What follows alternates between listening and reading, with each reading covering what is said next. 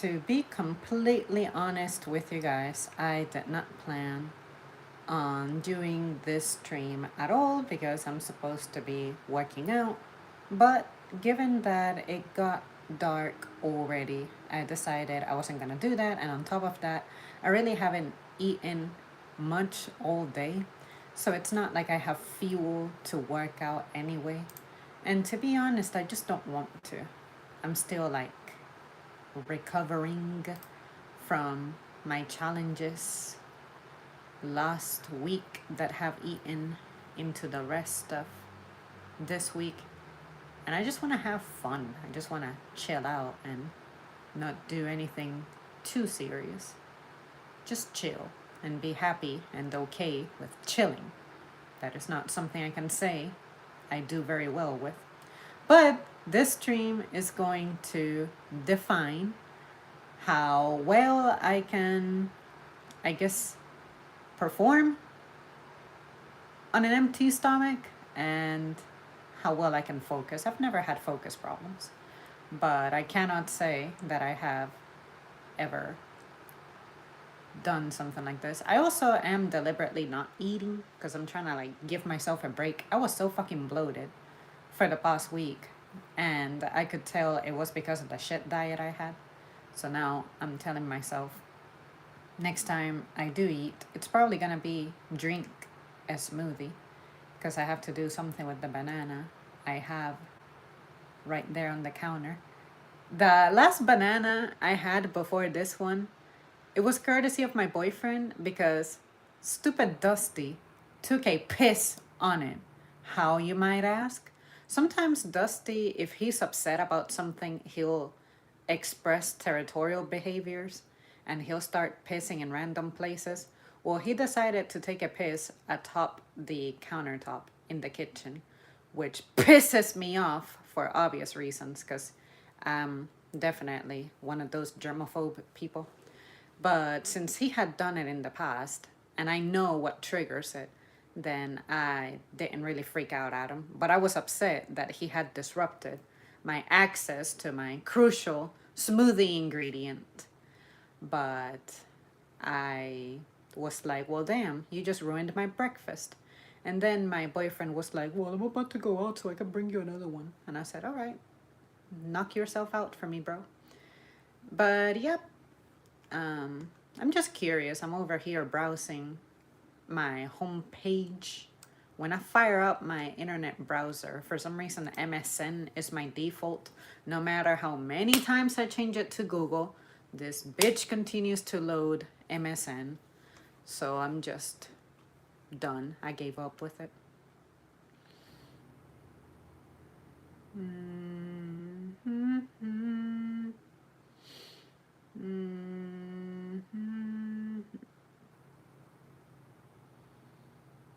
A little boy found a strange stone on the beach. Archaeologists told him it was a Neanderthal's hand axe.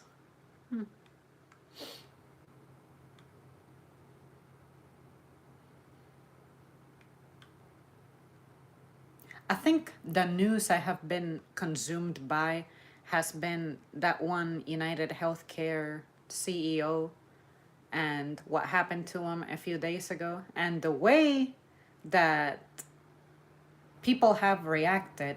This is about as uniting an event as I have seen in a while.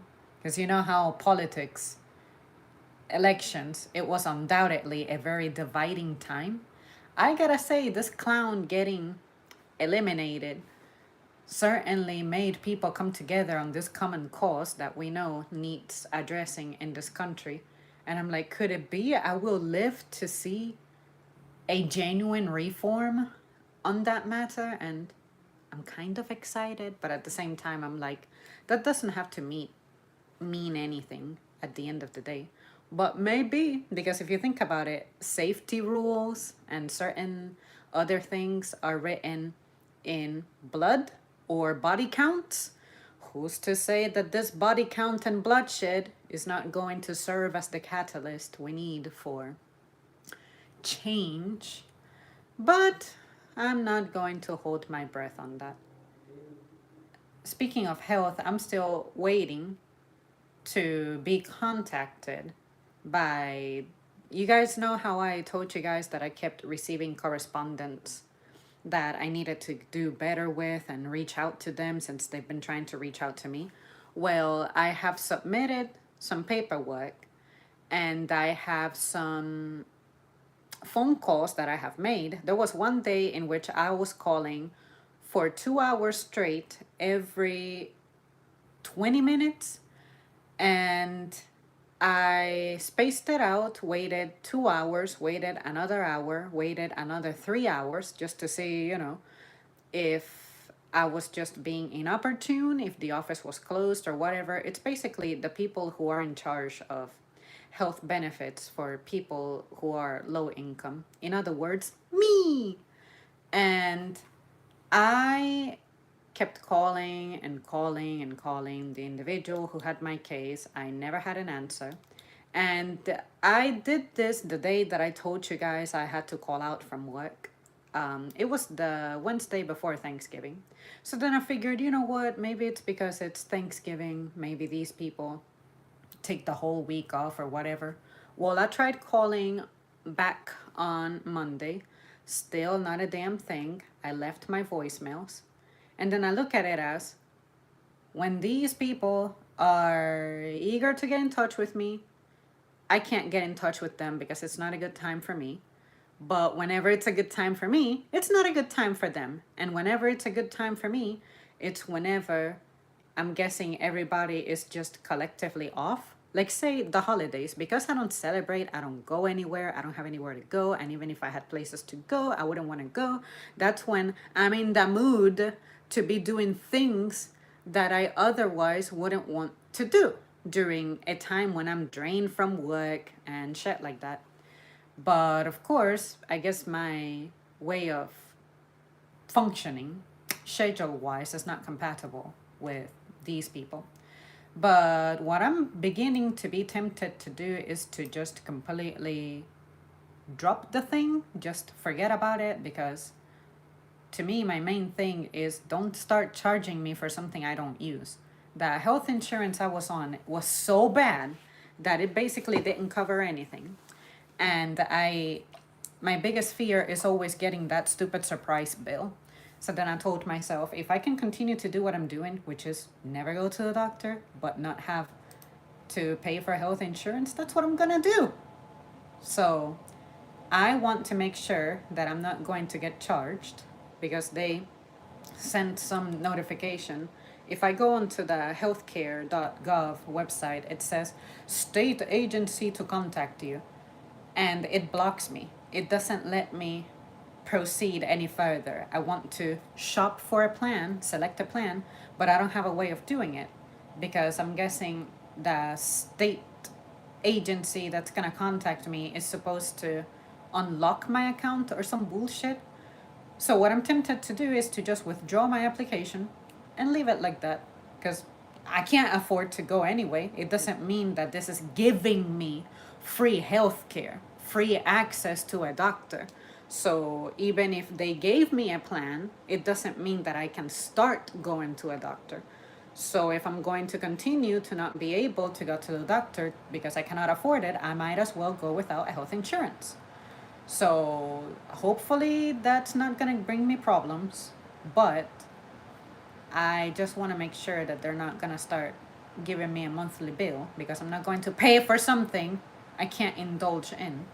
So that's kind of the only thing in my life right now that I can say is stressing me out a little bit because these clowns are not contacting me back and we only have 8 more days to go. And I started this in November.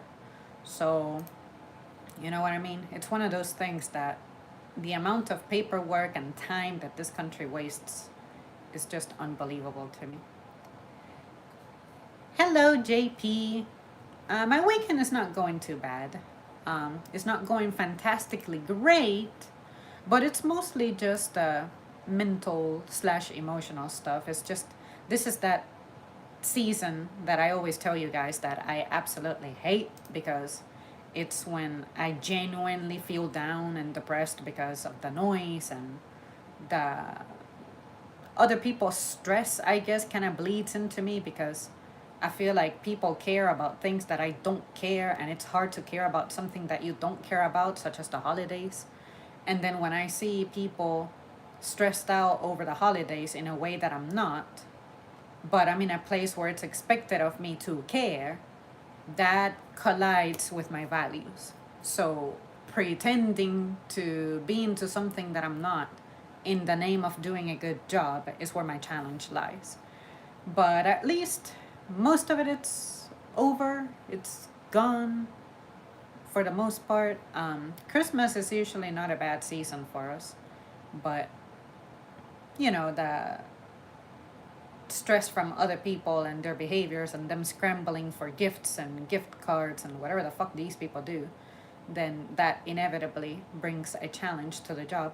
And it also sucks that you're not being compensated for that. It's not like I get paid extra for those kinds of things. The only day we got paid a little extra was Thanksgiving. But outside of that, Christmas, not a thing at all. And like I have always said, the days leading up to the holiday are distressful ones. What happened to Mitt Romney? It's saying Mitt Romney's complicated political career goes to an end.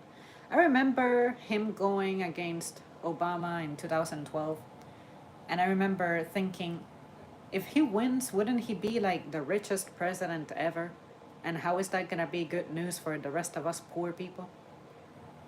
He's got a bit of time until the 118th Congress comes to an end, but he announced his retirement back in September of 2023. I don't remember that. I remember he was on the news, but I don't remember the news of his retirement. Farewell speech, blah, blah, blah. Presidential nominee 2012, blah, blah, blah. Only senator to vote twice to remove a president of his own party from office for high crimes and misdemeanors. Talking about the Donald. You don't like the Donald? It's really hard to like the Donald, honestly. Alright. Let me do a little refresh here. See what else they got going on.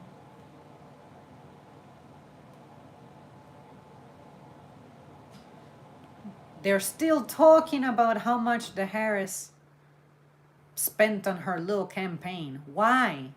Why? 21 minutes ago, USA Today says campaign finance records show Harris's $1 million payment to Oprah's production company. They were talking about that as soon as the election was over, and they're still talking about it. Why? Why? Why? How is that important? Losing campaign spent more than $1 billion.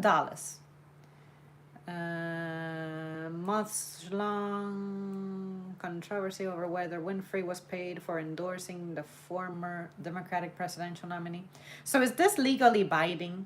If you say you're endorsing a candidate and you show up to the poll, must you absolutely vote for this person and someone will be there with you to corroborate? Because what if I decide to say I'm endorsing someone and then I go to the poll and I vote for not that someone I'm endorsing? What are you gonna do?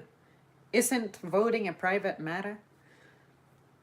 So sometimes I think that endorsements are a ethical problem. Trump isn't back in office, but he's already pushing his agenda and negotiating with world leaders. I think it'll be interesting to see how he goes about the Ukraine stuff, because I'm imagining that he's gonna want to end that conflict quick so that he cuts support, how we give them weapons and things. Then if we stop spending that money and sending it to them, I think he's going to want to keep that money here. So I think what Trump is going to do is he's going to negotiate some kind of surrender by Ukraine, and then Russia can take over whatever they want to take over.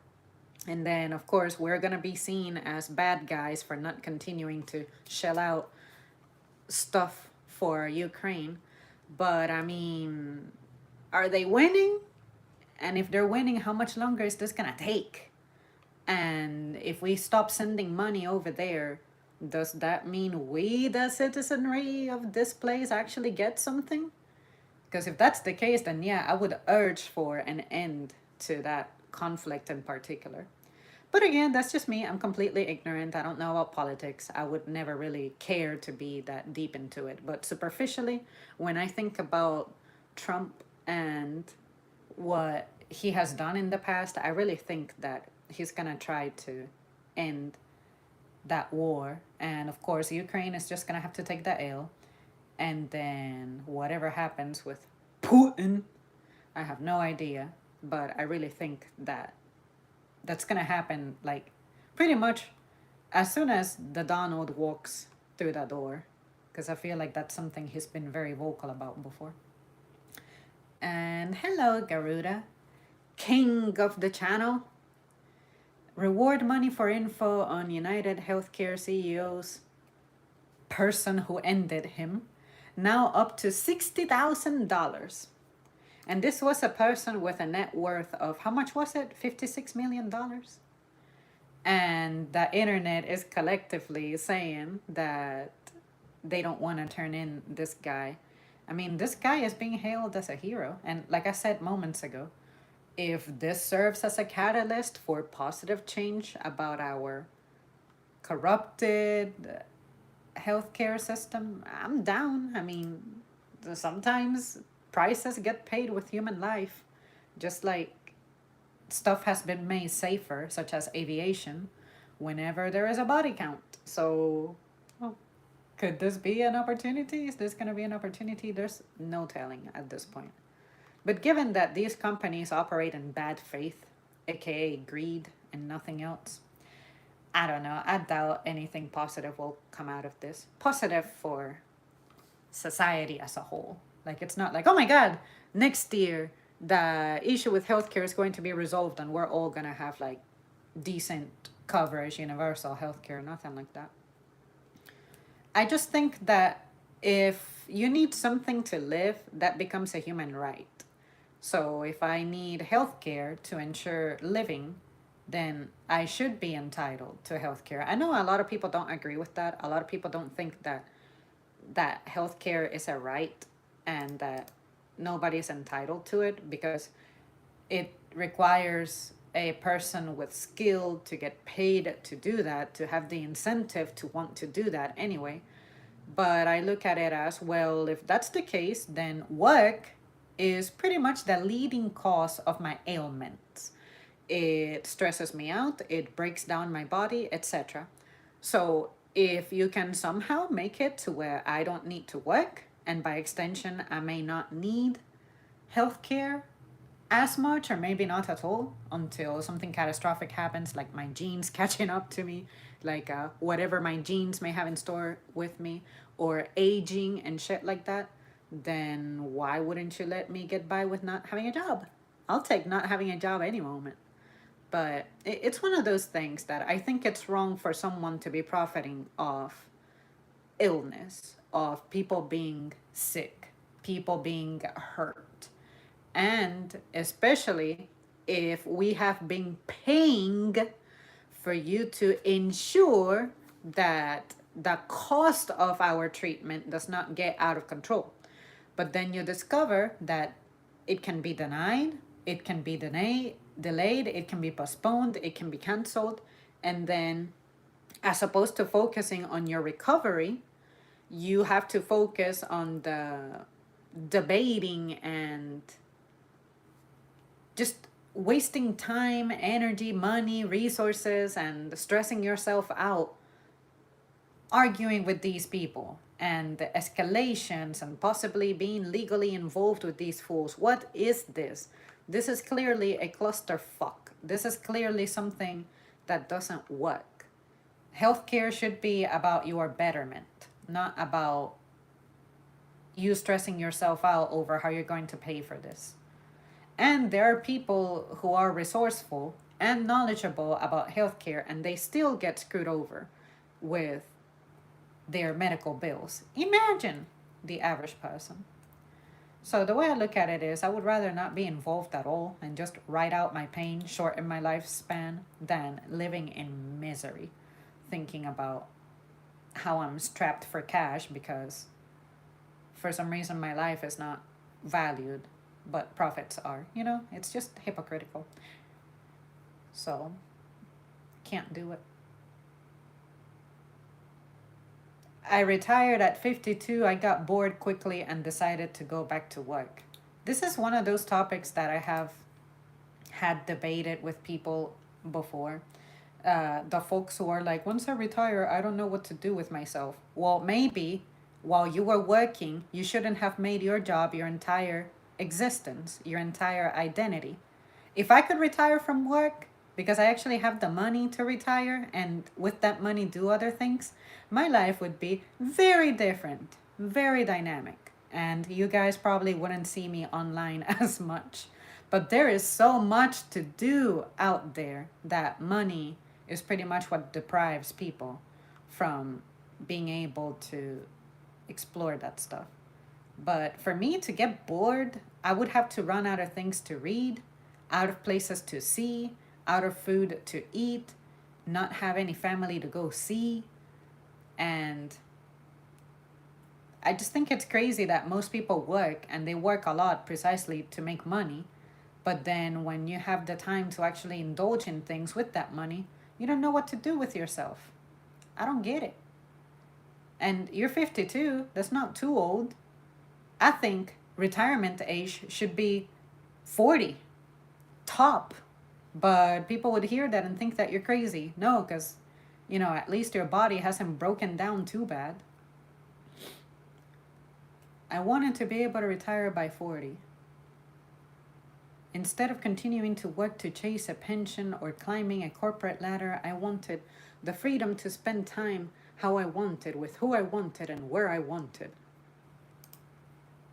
I watched how my parents endlessly worked to eventually retire to Spain. The guy who's talking about his retirement at 52 is from England, from what I'm gathering. Retired to Spain in their old age. I wanted to do the same, but younger. There was so much life ahead of me, and I didn't want to spend it working. At the time, retirement meant sitting by a beach with a beer in hand, doing absolutely nothing appealed to me because I had worked so hard for so long. And that's another thing. There are ways that you can engage yourself, especially with fitness. People are physically weaker than they think. You may have balance issues, you may have mobility issues, you may not be able to lift things easily or comfortably, you may tire out very easily. You don't think that when you're retired, that's not a good opportunity for you to actually invest in working on your body so that it functions better, so that it serves you better? If I didn't have to work, that's the first thing I want to work on because I'm appalled by the number of things that I cannot do that I remember I could very easily do as a kid. But I see other people who are adults who can do those things because they have been athletic their whole lives. A divorce changed my plans. And that too, a lot of the times it looks like relationships break down because of work. You're away from work too much, or the woman is also away for work too much. And the children also end up suffering from that. During my early 30s, I invested money earned through business ventures into property and stocks. It would give me the freedom to retire early and cover my expenses as I aged. But at 35, I went through a divorce that changed all of my plans. I walked away from the marriage with nearly nothing and was essentially starting over. It led to a midlife crisis. Sometimes I want to know what leads to the divorce, because if the divorce was your fault, aka you cheated, then yeah, in a sense, I feel like you breached the contract. You said that you would be with this person through good and bad, illness and health, and all that. But if you do something that makes the rupture your fault, then what about the mental anguish you're causing this person who's involved with you? That has a cost. So, yeah, if it were me, if that shit was happening to me, like if you decided to be a clown and you cheated or whatever things can motivate someone to divorce, I will come for your underwear too if I can. I'm taking everything from you because you're ruining everything. And the most that I deserve is not have to worry about where money's gonna come from if you're going to give me so much mental anguish. So, yeah, working my way out of the crisis, I learned to play the saxophone, fly, and started a law degree. I also opened two more businesses. Oh my God, if I could retire, the first thing that I also would want to do, that's not like physical, would be music. That's what I genuinely wanted to do. One of the skills that I wanted to learn since I was never athletic. At the very least, I wanted to be into music. I like music and I feel how happy it makes me. But yep. And for the person who asked, where's my cat's in the other room. Um, so you see, retirement opens up opportunities. By 49, I was doing life coaching and successfully running my businesses. It was at this time I decided to start thinking about retiring again. Although I didn't set a certain date, I knew I wanted it to be near the future, in the near future. However, my idea of retirement had changed after spending 2 weeks on vacation in the Maldives, even though it was idyllic. The perfect retirement spot, I quickly got bored sitting around doing nothing. Huh. Life coaching, running businesses. At least this is a person who had a background where a divorce took everything from him, but he had the privilege that he had experience, opportunities, skills, education to reestablish himself, to build up again. So, how was that a bad thing? Now, if you get divorced and you're like me, you don't have an education and a steady career, then see what I mean? For me, getting myself back up would be very hard. So, damn right, I'm coming after everything that you have. And the kind of music that I like is I like variety music. I even like video game music. I don't really have a focus. Pop is definitely not one of my favorite genres.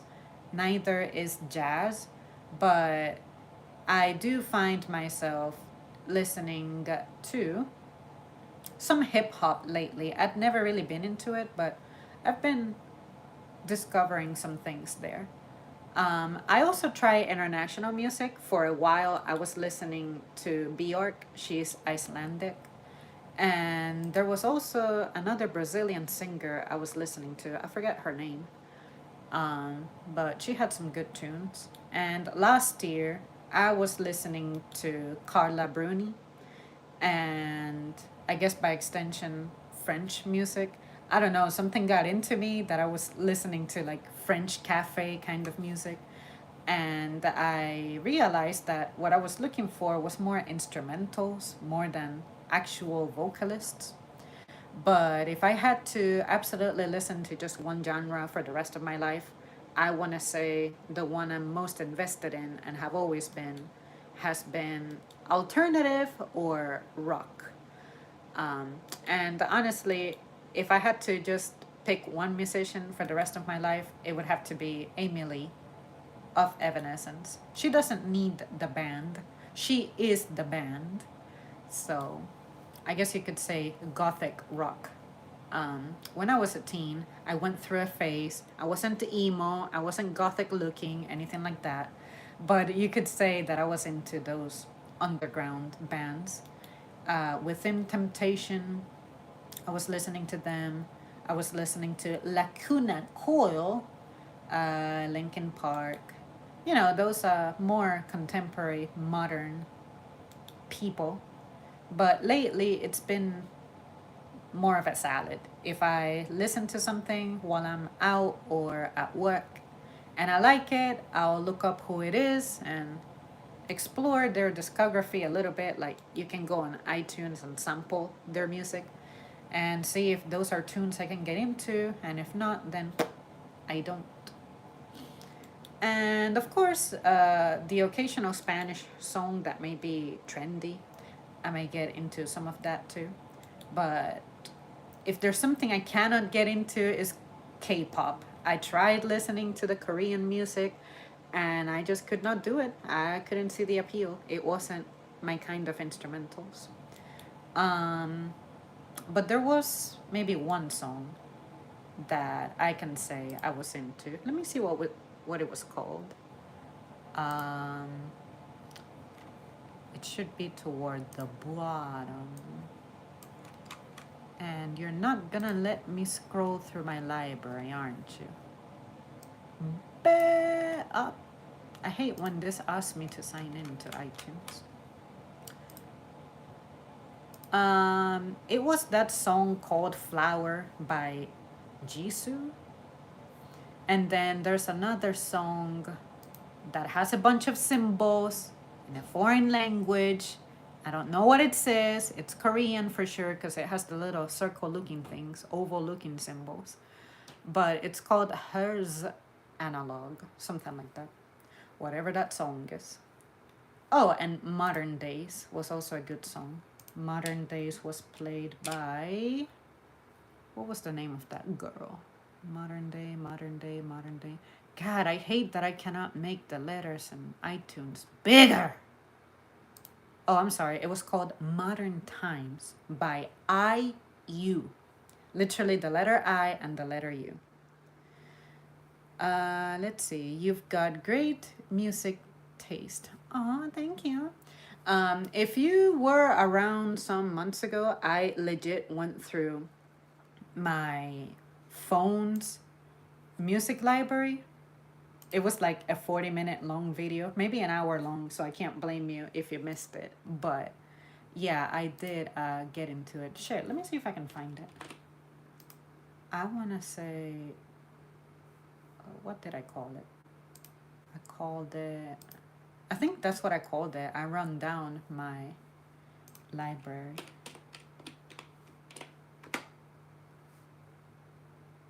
Uh,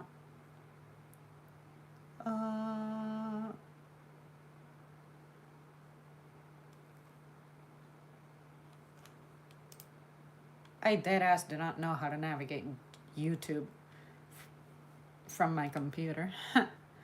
I think it was one of the stress less topics. Stress less, number 16, be creative, art, music, or writing.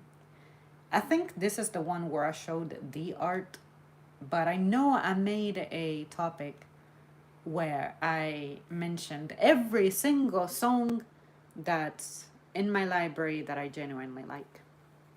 Oh, I know what I can do. I can check my hidden playlist of music that I have on YouTube.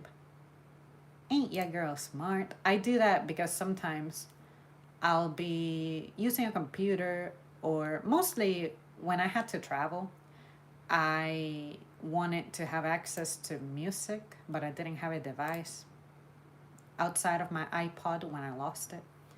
So I decided to create a playlist, trying to remember every single song that I like. And I keep trying to update it periodically, but sometimes I forget. Hey, found it. Okay, here it is. So I like ABBA. There are two songs that I rediscovered that I forgot that I liked. Voulez-vous and Lay All Your Love on Me. Video game music, of course, I have been into the Street Fighter 6 music because I started playing that game a couple of months ago, and I said, "Oh, this is a pretty kick-ass soundtrack." Black Sheep is not really somebody I listen to, but he had a pretty cool song called "The Choice Is Yours." So I was listening to that for a bit. When it comes to classical, I like Chopin's Nocturne in C sharp minor, number 20. And there is also a pretty cool, what do I call that?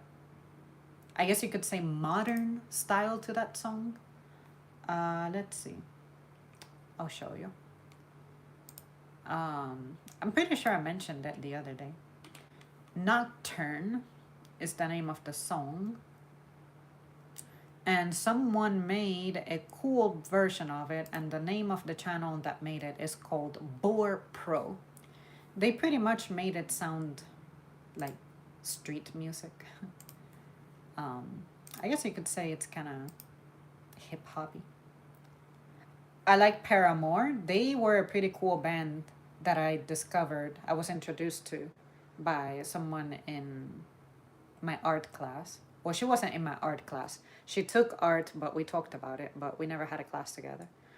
And I discovered it because she was playing it, and I thought, whatever music you're listening to, I like it.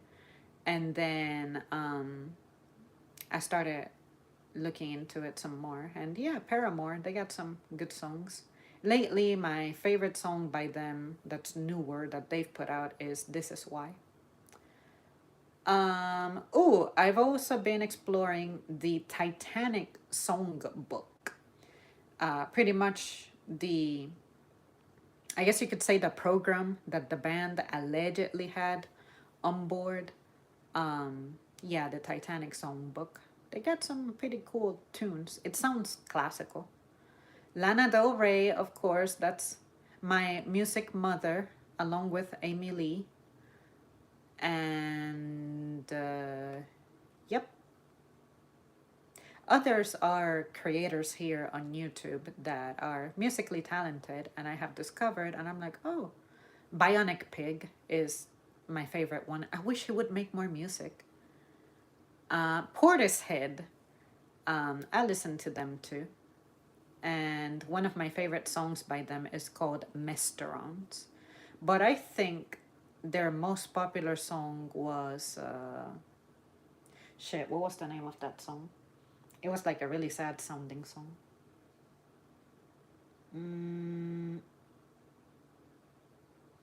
It goes like, oh, can't anybody see? Shit, I forgot. Let me see.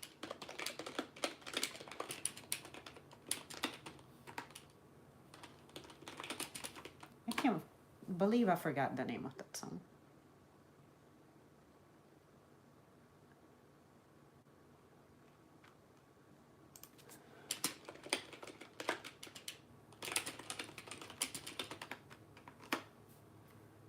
Roads. That was the name of the song. I think that back in my day when I knew people who also listened to Portishead, I want to say that was the song that everybody knew. It's kind of like Evanescence and Bring Me to Life. I hate that song, and so does Amy. I want to say Roads was the song that everybody just knew by Portishead. Yeah, you guys pretty much know my opinion about this whole thing. Going back to the retirement topic. I missed having a routine. I mean, create a new one. To me, this sounds like a person who's struggling with change. Or maybe they like the change, but they're having trouble embracing it. If he genuinely doesn't like the change, that sounds like a fixed sign problem. Sounds like a Leo problem. But if he likes the dynamic and not caring about anything else in life except work, that sounds like a Capricorn problem. So, yeah. Yeah, some people don't know what to do with themselves. I'll tell you guys, my mom has been living a dream ever since she retired. It was either she retired or she died. Like, I'm just gonna say it the way it was. Her health was deteriorating. And on top of that, she got in that wreck. Her job, she's a teacher. It was becoming too much for her to bear. And her health kept declining. And I said to Mom, sincerely, I don't think it's going to get any better unless we can figure out a way for you to dial back on work. Get something part-time. It's going to suck because your health care is tied to your insurance, but maybe you won't need as much health care if you can mitigate what's causing the health problems from the start. And she did it. She completely quit and didn't look back, and she is living her best life now. Let's see. K-pop band AOA are the best. AOA, I can't say I know who they are. Let me see. South Korean girl group. Uh, I like how I Googled it and it goes American Osteopathic Association. Korean girl group. Okay. The original 2012 8-member lineup included their names. And okay, here's what I'm gonna do. I'm gonna go on the tube and I'm gonna look up their music, save some to watch later. And if I'm able to get into them, I will create a video to serve as a message that, hey, one of you guys told me, was it art student? Yep, hey, art student. I must say that thanks to you, I discovered a K-pop band that I can mess with. Dang it, how do I go back to YouTube? I don't know how to go back to YouTube on my computer. I'm on their studio. Okay, let's see. Okay, there we go. It's just sorely different from the phone. Now I understand why the phone has a studio app and then the YouTube app. Holy shit. Okay, I like Korean girl band. Okay, I'm gonna save this song to watch later. This song to watch later. This from 10 years ago and they have 67 million views. Okay. They have this one from 8 years ago. They have this one from 11 years ago. Okay, I have added 4 songs. And see how that goes. So yeah, I'm gonna check them out and see how that treats me. Let's see. Like a Cat, good song of theirs. I think I saw it. Did I add it? There's Heart Attack. Yeah, I added Like a Cat. That was the second one that's the one with 67 million views. Second one that came up. Okay, we're on. So I'm gonna check it out and I will let you know if I like it. Well, even if I don't like it, I'll still let you know that I checked it out. And if I don't like it, I will do my best to express with proper vocab what it is about this style of music that I didn't like. When I say I don't like music, I try to explain it. I'll be like, the artist's voice, I prefer softer tones, or I prefer more dramatic coloratura sopranos, or maybe, I don't know, I prefer to hear more drums, more keys, more, like I'll actually give you some feedback on what it is that I don't like about the song. Sometimes what I may not like about a song is the pitch, maybe the key it's on, and the tempo.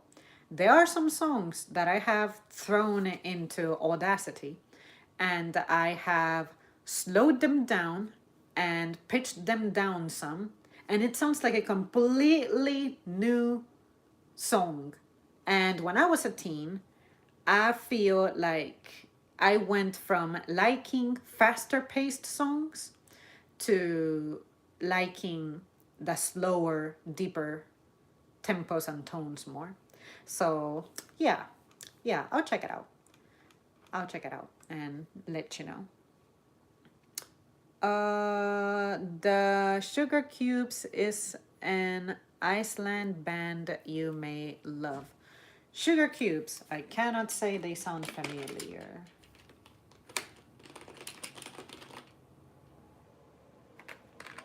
Oh, I guess I don't know that song from Homegirl. Okay, I see the comparison already with Bjork. Okay, I'm gonna add Motor Crash from 17 years ago. We're gonna start seeing YouTube videos that were posted 20 years ago soon enough. And I am not prepared for that. There's a song called Deas. And of course, the Sugar Cubes Cold Sweat, posted by Bjork. The songs that I know by Bjork are Oceania, All is Full of Love, and I think this other one starts with an M. Let me see, since I have iTunes fired up. Let's see. What are the songs that I like by my girl?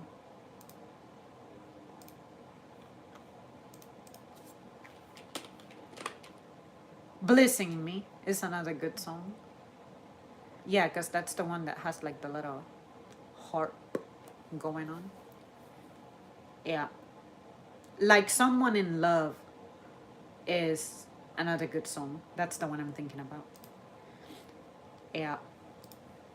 Outside of that, I cannot tell you I can name any international artists like that. Um, who is Homegirl who sings? Madeleine Peru, which I can't pronounce at all. I think she's a French lady. She has her version of Dance Me to the End of Love, which Leonard Cohen also has that song. Um, the Madeleine version is a jazzy sounding one. It's like that typical French cafe music you're used to hearing. If you know what I mean. There is a channel on YouTube called, I think it's the Paris Cafe Society.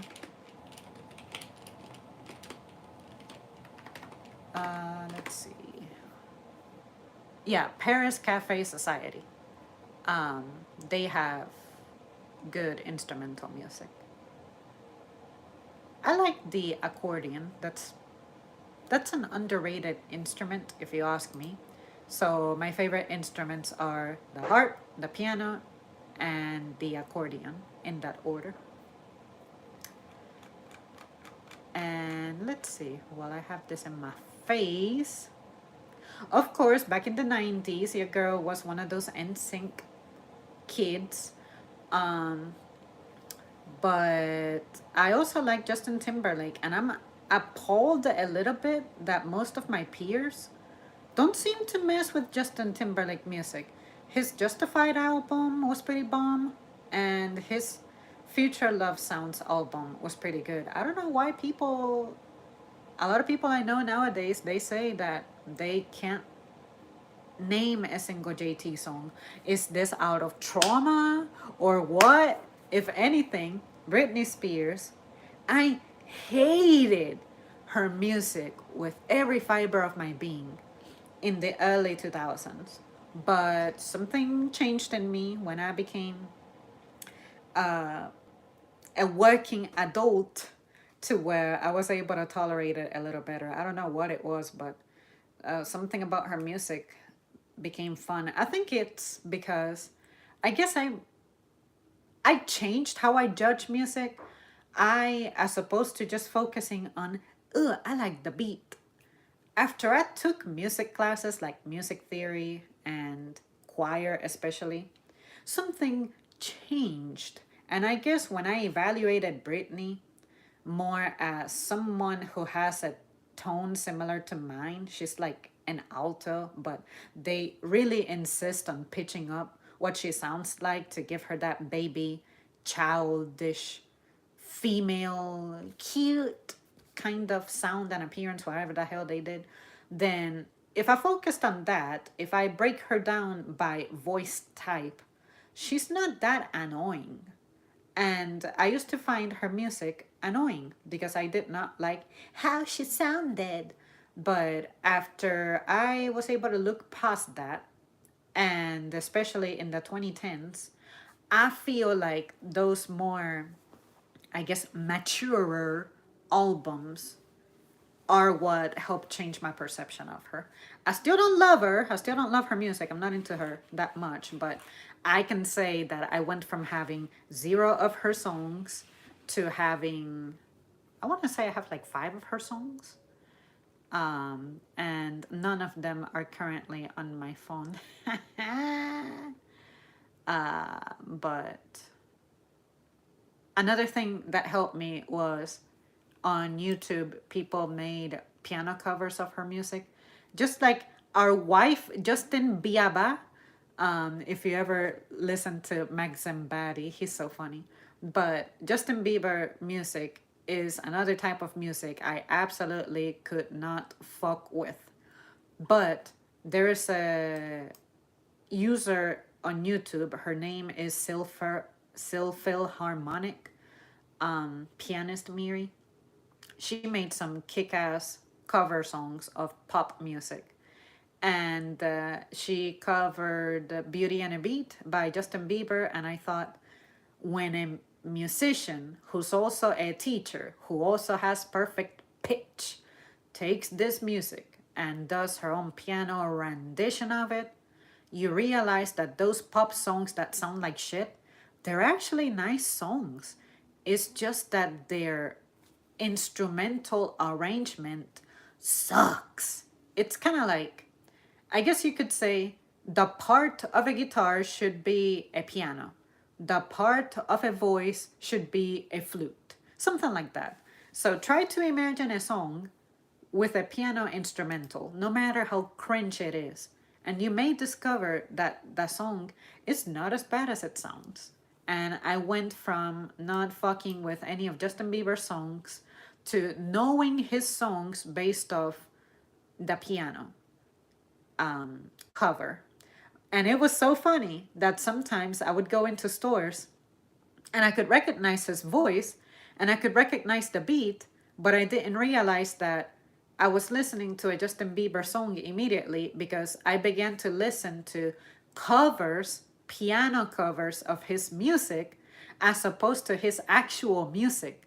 So at some point, I heard, what was the name of that song? Shit. As Long as You Love Me. I heard a piano version of that song before I heard the actual song. And then I said, this is a Justin Bieber song that I've never heard before, but somehow I know what the next part of the song is going to do. I know what the voice is going to do. I know what the beat is going to do. And then I realized that I had heard that song covered before I heard the original. So it's a little bit of a trap that you can fall into if you're not careful. K38 says hello, hello. Holger says, hey there, gorgeous, hello. Voulez-vous by ABBA, I can listen to it all day long. Tell me about it. It is a kick-ass song to listen to when you're driving and getting dressed for work. Those seem to be the times that my playlist plays it. You can say that I have my playlist arranged in a way to where it's scheduled. So there's a song that plays as soon as I get up, pretty much. And the only way the order of that music is going to be altered is if I hit shuffle. But I created this playlist specifically in an effort to not succumb to my depression. I created this playlist because it's the playlist that helps me kind of like explosively get up from bed. And I found that if I had certain songs in a specific order, by the time a certain song begins to play, I know that I need to speed up because I'm about to be late for work, as opposed to just constantly looking at what time is it, or looking for my phone. Whatever song is playing, I know exactly what time of the day it is. And that ABBA song usually starts to play, if I'm on time, it starts to play by the time that I'm reaching the stop sign to get into the main road for me to head to work. So, yeah, girl is methodical. She has everything figured out. I like routines. What happened to NSYNC anyway? NSYNC, like that band with Justin Timberlake and Jay-Z and all of them, they broke away like back in 2002. And basically, it was because Justin decided he wanted to be a solo artist. And it was a good idea because he ended up being more successful by himself than with NSYNC.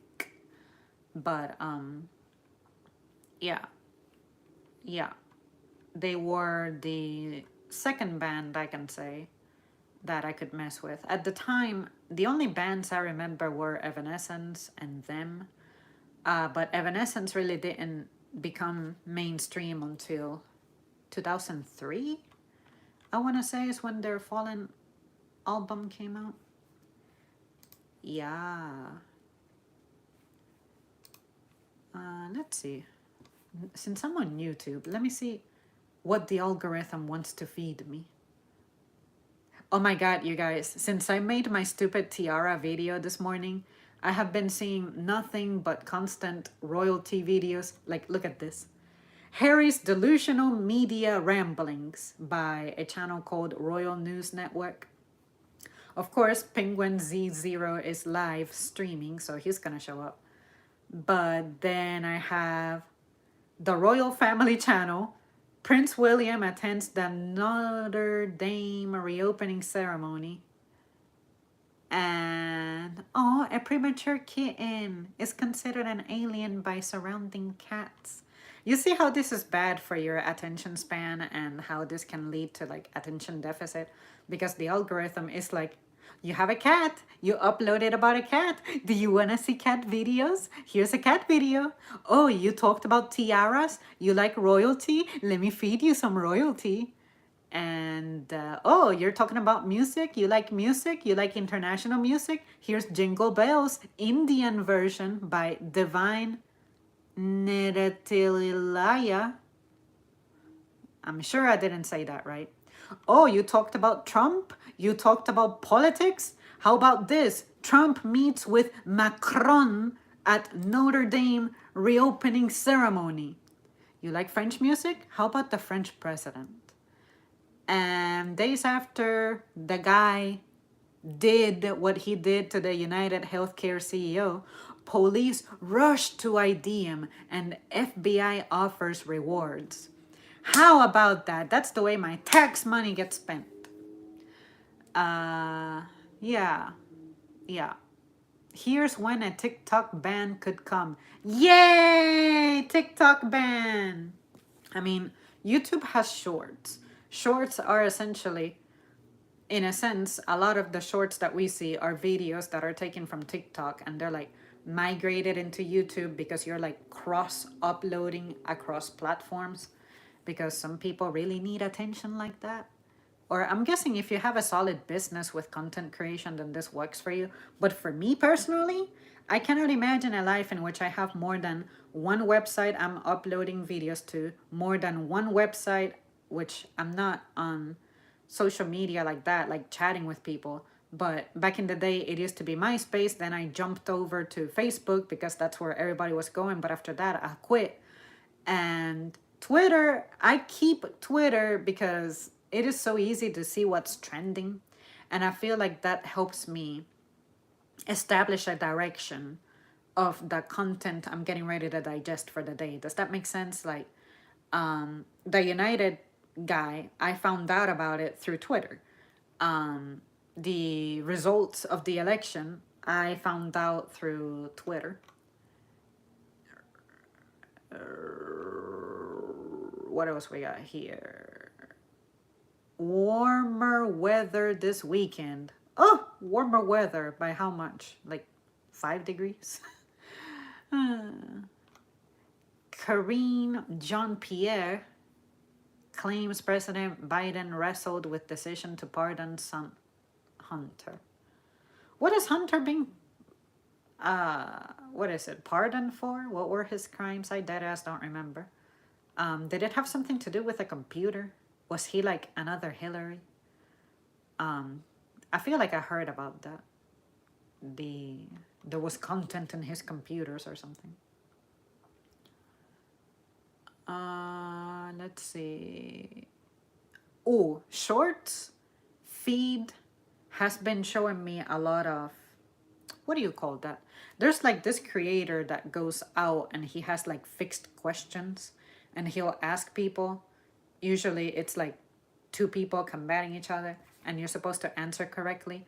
Some of them are geography questions. Some of them are like facts, like say, who was the president in the year 1980 something? And I hate watching those because some of the participants start blurting out answers. And if you stop to listen to the goddamn question, you wouldn't embarrass yourself so much. The last one I watched, it was asking about what is the poorest country in South America? One of the participants said, Rwanda. No! If you had listened, you would realize that America is not the same as Africa.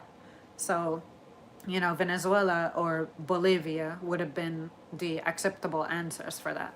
But I hate it when you don't let the guy finish answering the question, which is not against the rules, but if you listen to it for like another second and you actually interpret what you're hearing, you'll realize that those are easy fucking questions. But there are some people who like start blurting out answers all crazy and ugh, I hate it. This is exactly why I don't like groups. Ugh. Oh, Titanic Honor and Glory uploaded something. I'm not even subscribed, but because I do watch ocean liner designs, I get maritime stuff sometimes. What would Christmas be like on Titanic? We didn't get to experience that, but I remember months ago I watched a video of what Christmas on an ocean liner was like. And it's just crazy to think that back then, that kind of transportation was a big deal. It was like a cultural phenomenon. But now it's like, oh, you're on a boat? You're on a ship? Fuck, why wouldn't you fly? Now we want to get to our destination so quick. And it's not comparable to a cruise either because, it's a cruise is not the same as an ocean liner. So, let's see. Another royal thing. Meghan Markle solo night out amid Prince Harry divorce rumors. Like I said before, I think these mugs have been separated probably since Lilibet was born. I do think the kids are real. Like the internet, for some reason, keeps saying that because they're so weird about how they express themselves that their kids are not real. I think it would be really hard to conceal that lie. Like, I don't think that these people are loved enough to where anyone is loyal to them to keep the fact that the kids are fake a secret. You know what I mean? I think we would have known by now that they're fake if they legit were not real. Let's see. I like Corinne Bailey Rae. Her song Trouble Sleeping is great. I cannot say I'm familiar with her, but I can pledge to become familiar with that. Corinne Bailey Rae, Trouble Sleeping. Guys, speaking of trouble sleeping, I gotta say that lately, her face looks familiar, but off the top of my head, I cannot say I know any of her songs. I used to have the worst time sleeping. Like, sleep for me just wouldn't happen. And I gotta say, in more recent times, I cannot say I struggle with that. The last time I had a genuinely sleepless night, it was that Wednesday that I skipped work the night before. I couldn't sleep, and in a sense, I used that as extra motivation to decide ultimately that, hey, I need a break. But outside of that, summertime, it used to be a nightmare. I could count on not sleeping during the summer. Usually it was weather related. But yeah, I can say that sleep has gone very well for me. And I just wish I knew what changed, what happened to make that the case. Oh, another thing I like to do is songs that I really, really, really, really, really, really like. I like to look up a cappella versions and the instrumental versions. And this one is already showing me Trouble Sleeping instrumental track with background vocals. When I'm listening to instrumentals, I always want for there to be no vocals, but sometimes they keep the harmony in the background. I don't like that, but it's not bad. I'm gonna add 2 more of her songs, Enchantment and Breathless. See what that's about. Okay. Let's refresh. See what the algorithm is feeding me now. More royal stuff. Thomas Kingston's widow issues warning in tragic statement at inquest by the Royal Family Channel. It's crazy how the timing of that guy went because, that's when the whole Kate stuff was happening. And I can see how people, the worst of humanity just happened to like come together and be like, Kate is missing. We saw ambulances and flashes and sirens one night coming out of the palace. And then we also saw that this guy, quit in life all around the same time. What is going on? But in a situation like that, that's when I'm like, sure, this is what people are theorizing. I can understand why they arrive at those conclusions, but I'm the kind of person who, until I see definitive proof and answers, I'm not going to live those other rumors as matter of factly. Did I think Kate was dead? Yes. But was I just living life thinking, oh, we no longer have a Princess of Wales? Nah, not at all. I'm like, until we see the news officially that she's kicked the bucket or that, something happened, then I'm going to remain, I guess, impartial about it, indifferent about it. But some people took that way too seriously. Have you guys ever seen Owl Kitty? This guy takes his black cat and green screens him into movie scenes. And there's an extremely hilarious video called Jurassic Park, but with a cat. And it's extraordinary. And there's another separate video about the behind the scenes of how they get the cat to do that. And oh my god, it's so funny. He also made a Titanic version with the cat. And yeah, it's super, super, super funny. Ooh, I remember this video. A deer turned my harp session into a Disney movie. Basically, there's this girl, she's a harpist, and she was playing her harp outside, and then some deer shows up and gets pretty close to her. I think that's the one where she gets a little startled by the deer, if I remember right. Oh, AI generated content is so cringe. There's a video about cats on a catwalk, and it gave me the preview of it, and oh, the head is not even moving. And the audience is not even looking at the cat, they're looking high up. So, yeah, it's AI is just terrible. I don't care how much better it gets, how much they improve it. I'm always going to be against AI being like universal. Like AI can serve to support movies in some places, but I just don't like that it's becoming the norm. You guys ever hear me say, don't let what's sacred to become commonplace? That's what I mean. When AI is used in like small occasions, small servings, small portions, then sure. But when it's everywhere, it just becomes cringe. So it should be used sparingly. Ooh, I want to watch this. Late 1990s, late 2000s nostalgic commercials. During the spring, around March and May, my algorithm was feeding me nothing but nostalgic stuff. I don't know where that came from, but it was showing me things like toys from the 90s that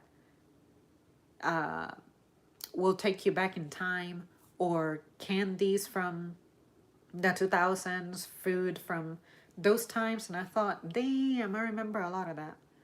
So, yeah, I like videos like that because some of these things disappeared and I never realized it. So, what the fuck? It's showing me Birth of Squirrel by Zapping Sauvage. 6 years ago, 17 million views. And the thumbnail is a squirrel lying on her back with tiny squirrels on top of her, like four of them, what the fuck? You know, you're just scrolling and suddenly you see that. It's like, oh, damn. Shaq using normal sized things and being a giant. That's gonna be a funny one. I'm gonna save that for later. The postmodern jukebox. That's another channel that I like to watch. They take songs, pretty much pop music, and they create, I guess, old time kind of music, like 60s version. So they took Genie in a Bottle by Christina and they made a 60s style cover. They also did that to Estelle's American Boy, and they did a, what was it called? Was it a samba version of it? Anyway, postmodern jukebox. Haley Reinhardt, I think is her name.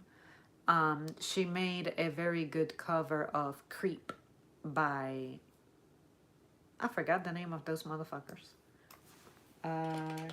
Creep.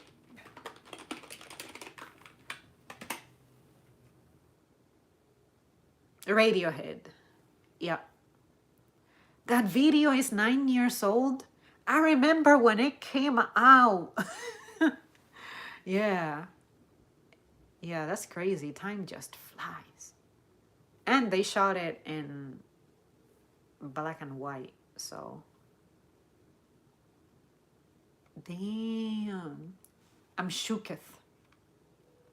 I remember when I said to myself earlier this year that, holy shit, if it's already 2024, that means the Phantom Pain, or rather Ground Zeroes, Metal Gear Solid 5, came out 10 years ago. And I remember how I was being a creep about it, because I kept looking for information, looking up trailers, stalking Kojima on Twitter. I was just obsessed with that game. And then it came out, and I felt like it was an incomplete game. And I was such a huge Metal Gear Solid fan at the time that, you know, you were doing this to me. I wanted the manager at that point. But yeah, it was pretty good. It was pretty good. Oh yeah, it's suggesting to me some exercise videos too. Like everything you need to know before training calisthenics at home, no weights. What I want to get better with is shoulder and back. I have 0 shoulders, 0 back, pretty much upper body. I don't have chest muscles either. I can't even do a push up. And I definitely cannot do dips. And I undoubtedly cannot do any pull ups. But to be fair, at the gym, I be dropping the ball because I don't, what is it?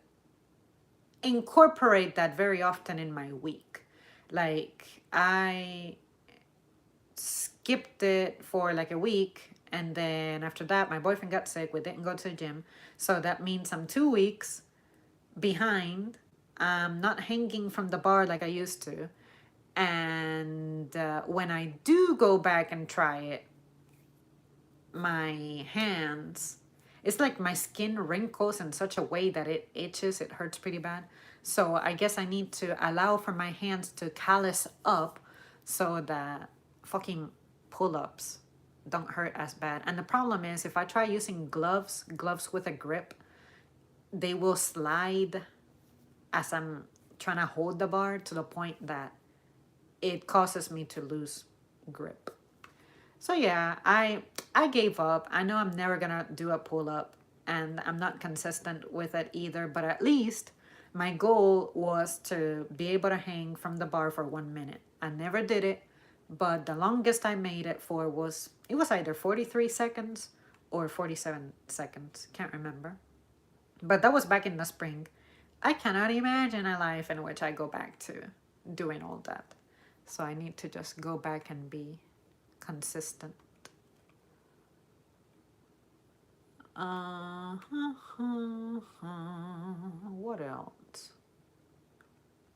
Oh yeah, I need to listen to Koto. It's supposed to be this Japanese guitar looking harp um that has like, is it 12 strings? And I'm just curious about it. Oh, there's one that has 25 strings, according to Sakura Kasumi Watanabe from 11 years ago. Yeah, it's like, it's literally a table with strings on it. It's kind of like a harp. I would totally play that. I know nothing about string instruments. I've never received any kind of coaching or training for how to play a guitar, let alone the harp, let alone a koto. But I like how it sounds. I've heard it in some music before. So then I started looking up those songs, music like that. Calming koto, Japanese Zen music for work, study, and sleep. Yeah, I remember. I was looking up harp music and then it recommended that koto.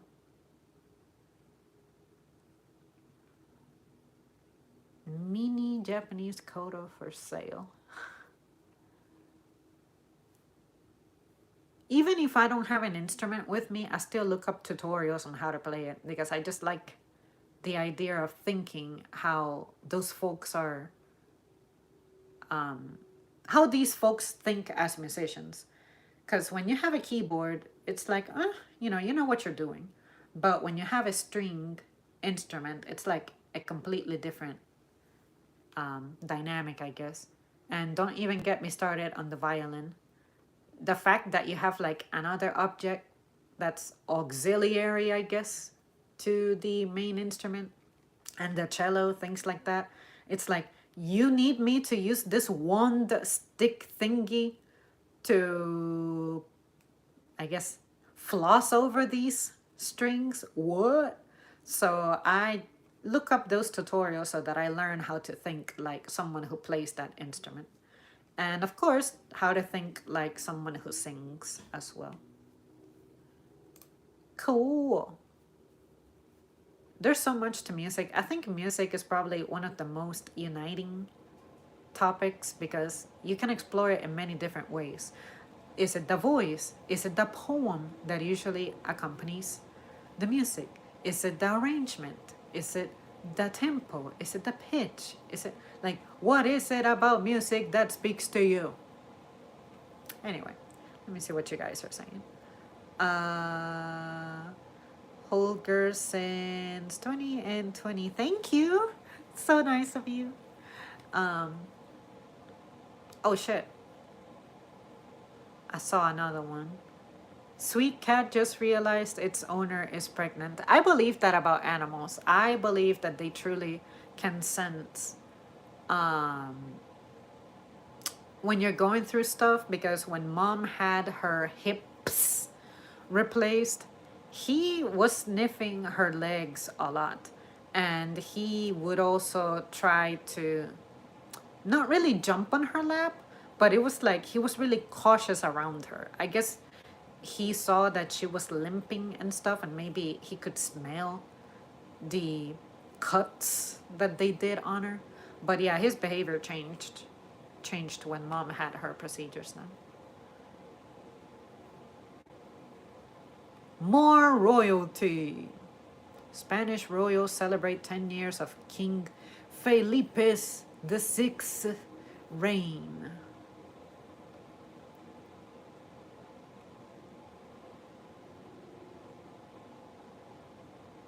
The only 3 stretches you need for better flexibility. Basically, touch your toes while you're sitting down and try to not arch your back, I guess.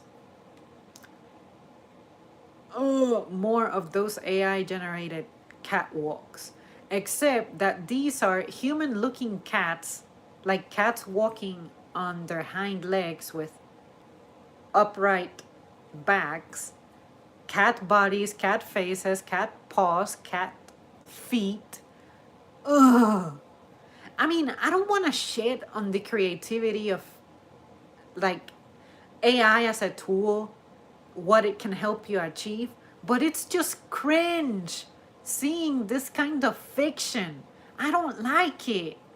I guess it's because since I've had cats for a long time, I know their behavior. And when you try to personify them, like give human traits to someone non human, I don't like that. It's so fake and unnatural. Oh man. Leave that for Disney. If you animate it, that's fine. But taking realistic looking cats and AIfying them to give me this, I hate it. I don't like how it looks. The short I'm freaking out over is called Rising Stars of Fashion 10 Cats Strut Their Stuff on the Runway. Ugh.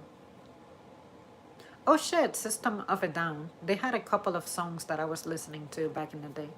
Chop Suey being one of them.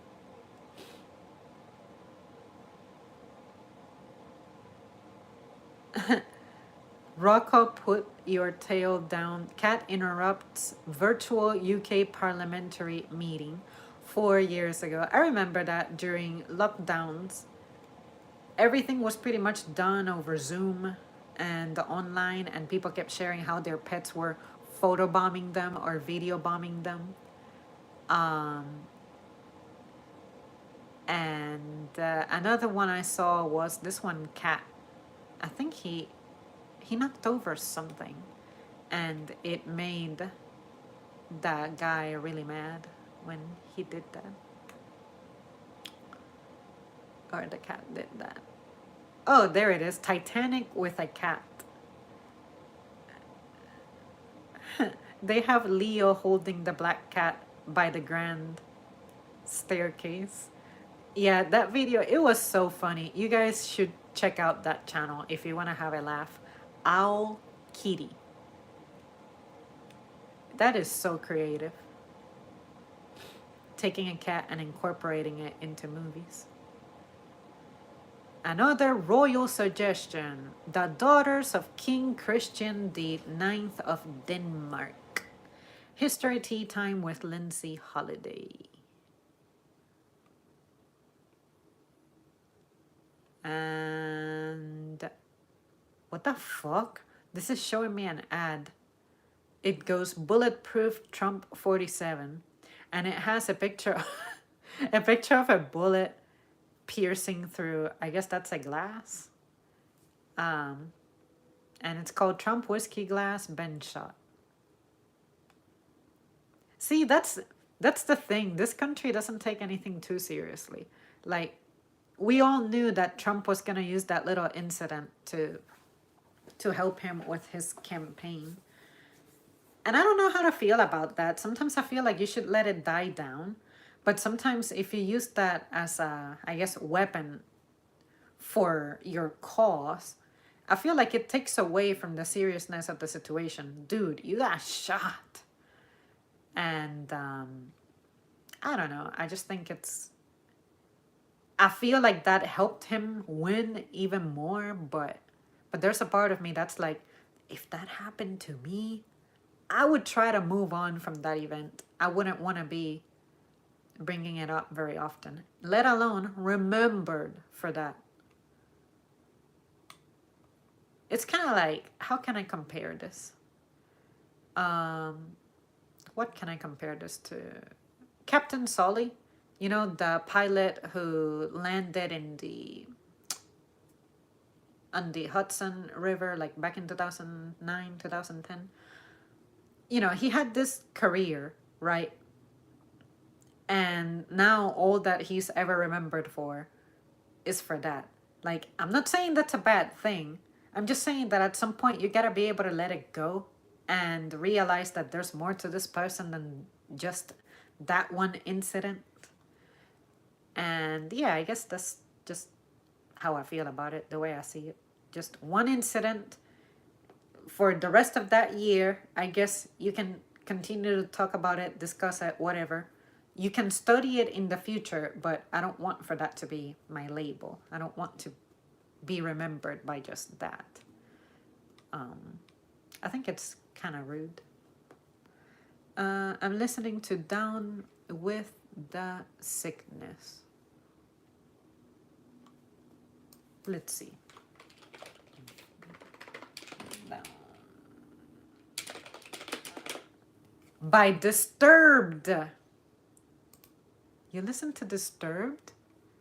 I didn't know that about you. I like Meaning of Life. That is my angry song. Sometimes I will play that song if I'm salty about going into work. And yeah, I just start going like, get psycho. I wanna get psycho. Oh man, it's such a good song for when you're fucking mad, angry. Breaking Benjamin, I guess. I also remember them. Let's see. Of course, So Cold, The Diary of Jane, and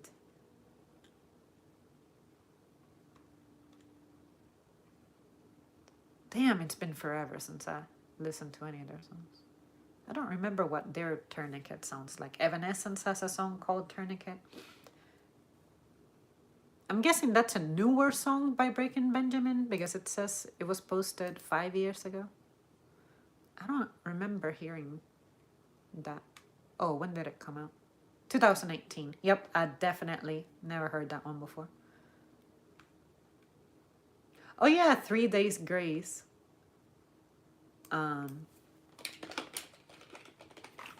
Of course, the song that I know by them is called Pain.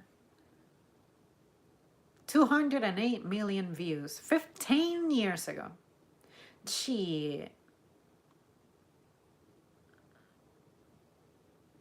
I feel like 3 Days Grace, Breaking Benjamin, Linkin Park, Evanescence, and Disturbed. Something about those bands, their music goes well with anything. Like, if you have a video project you want to make, like say, take Dragon Ball Z and you want to make a music video about it, I promise you, Evanescence always goes well with them. And Disturbed, especially for the Frieza saga, if you ask me, I want to say it goes really well.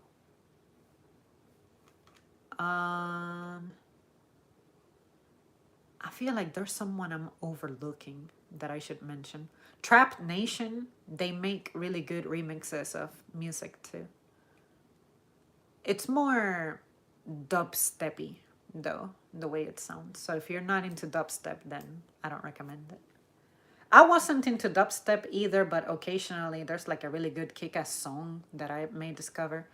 The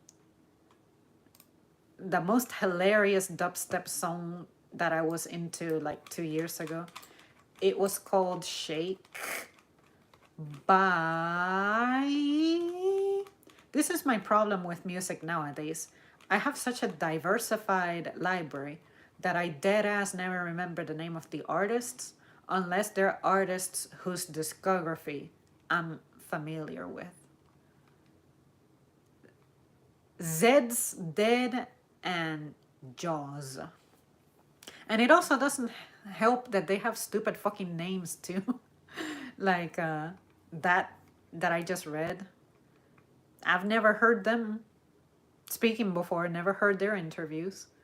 And now we're gonna have a lot of AI generated music. Alice in Chains, I only have like a handful of their songs. Like Rotten Apple. And boy, shut up. Stop asking me to sign in. Junkhead, Nutshell, and Stone. Oh yeah, Christina Aguilera. She's one of my favorites too.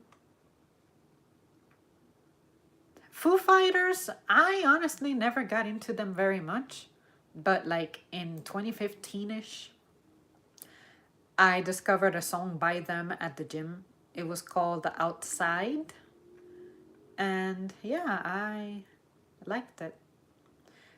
Rihanna, I don't really listen to her either. Um, but someone made a really good piano cover of her song called The Only Girl in the World. Pianist Miri, who I was telling you guys about earlier, she did a really good cover of that as well. Eric Hutchison, I never got into his music either, but I like Okay, It's Alright With Me. That's like the only song I know that I like by him. Garbage, there's a handful of their songs that I like as well. Not Your Kind of People, which I owe that to Kojima because he used that in one of the trailers for Metal Gear Solid 5. And I'm Only Happy When It Rains. The Doors, I listened to some of them. And what else am I seeing here? Worthy of a Shout.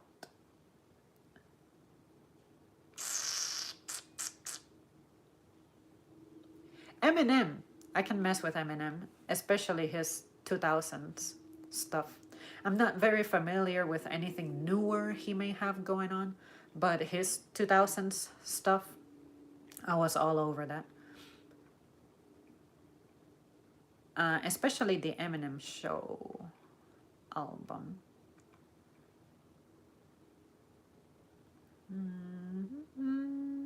I'm not into Demi Lovato, but Got Dynamite was a song I could get behind. I think that's one of her older songs from like 2008.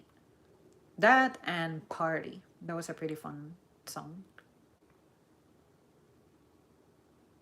Harvey Danger, I'm not into them either, but Flagpole Sitta is such a dirty, dumb song, but I like the instrumental. Lady Gaga, I like a handful of her tunes as well. More the 2010 stuff she had going on. Anything that she may have come out with in recent times, I'm not familiar with at all. Let's see. The Chronic of Narnia is fun and actually well written. Heard of them? Heard of that, but off the top of my head, not familiar. It's almost I am discovering you the first time. I didn't know how much you were immersed in good music until today. Thank you. Boy, where have you been? I've been talking about music here and there occasionally on the channel. I talk about music, but not really in an organized way. It's not like I'm gonna record a video today in which I talk about music and nothing else. Like, I really don't do that. I just find it kind of difficult to describe music. You ever know people who can talk about sports and can talk about wrestling and things like that? I can tell you events I remember, such as who broke what bone when, but when it comes to music, just like my, I guess, food reviews, I try to legit describe it in multiple categories, but it's hard for me sometimes. But yeah, that's the problem with me and music is I love music so much that once I start getting into it, I don't know how to stop. It's as if I should have gone to music school, but honestly, I'm not musically talented. But who knows? Maybe I could have had potential had I been invested in as a kid. But yeah, like music, it just hits different. May make a video about it in the future, but to me, on the weekends, it is obligatory that I'll be listening to music while I'm taking a shower. On weekdays, I don't because my showers are quicker, and sometimes I end up taking showers at the gym. But yeah, music and we go way back. Sophie is this one chick. She died some years ago, but I got into a couple of her songs because um how did this happen? I think it was the spring before Prince Philip died. This is gonna sound really fucked up, but at work, we were talking about who we think is going to part to eternity first, the Queen or Philip.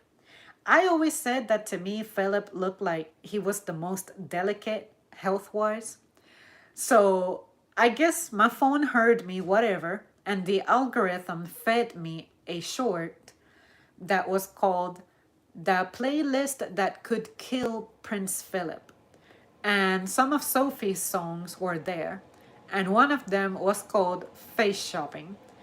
And basically, the point of that playlist is it's music so obnoxiously loud and with crazy, like, synthesizer sounds and drums and all that, that for an elderly person it may not be good for them to hear that type of thing. And this music had like explosive sounds going on, and I remember telling one of my coworkers at the time that, yo, you want to see the most fucked up thing I just saw on the internet? And it was that whole playlist. And then Prince Philip ended up dying like a month after I saw that online. I felt so bad. So I saw my coworker like weeks after, and I was like, don't you dare, don't you dare to say anything. But she didn't, because it's not really something she was thinking about.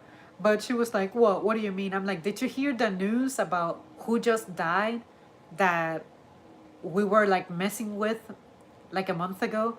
Prince Philip. Oh, Prince Philip died. Oh, you're in trouble. You're going to hell. And I'm like, I'm not going to hell. I'm not the one who started it.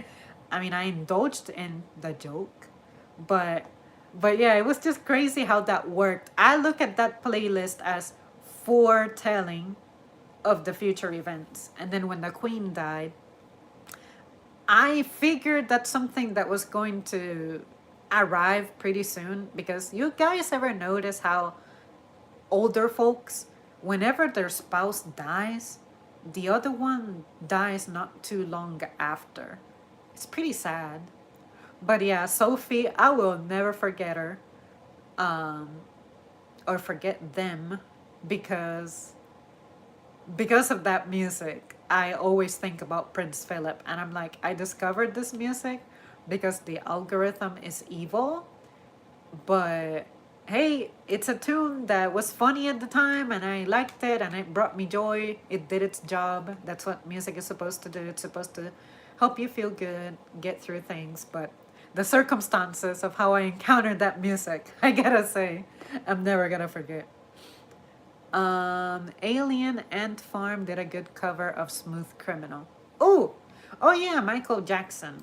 So surprisingly, I'm not into Michael's music that much, but I can say that I'm into covers that people make of his music. Like Amy Lee, Evanescence, she did a Dirty Diana cover and it was lit. It was so lit that I was using that song as a vocal warm up practice type of thing. Alien Ant Farm. That is literally the first one it's recommending to me. So it's gotta be really good.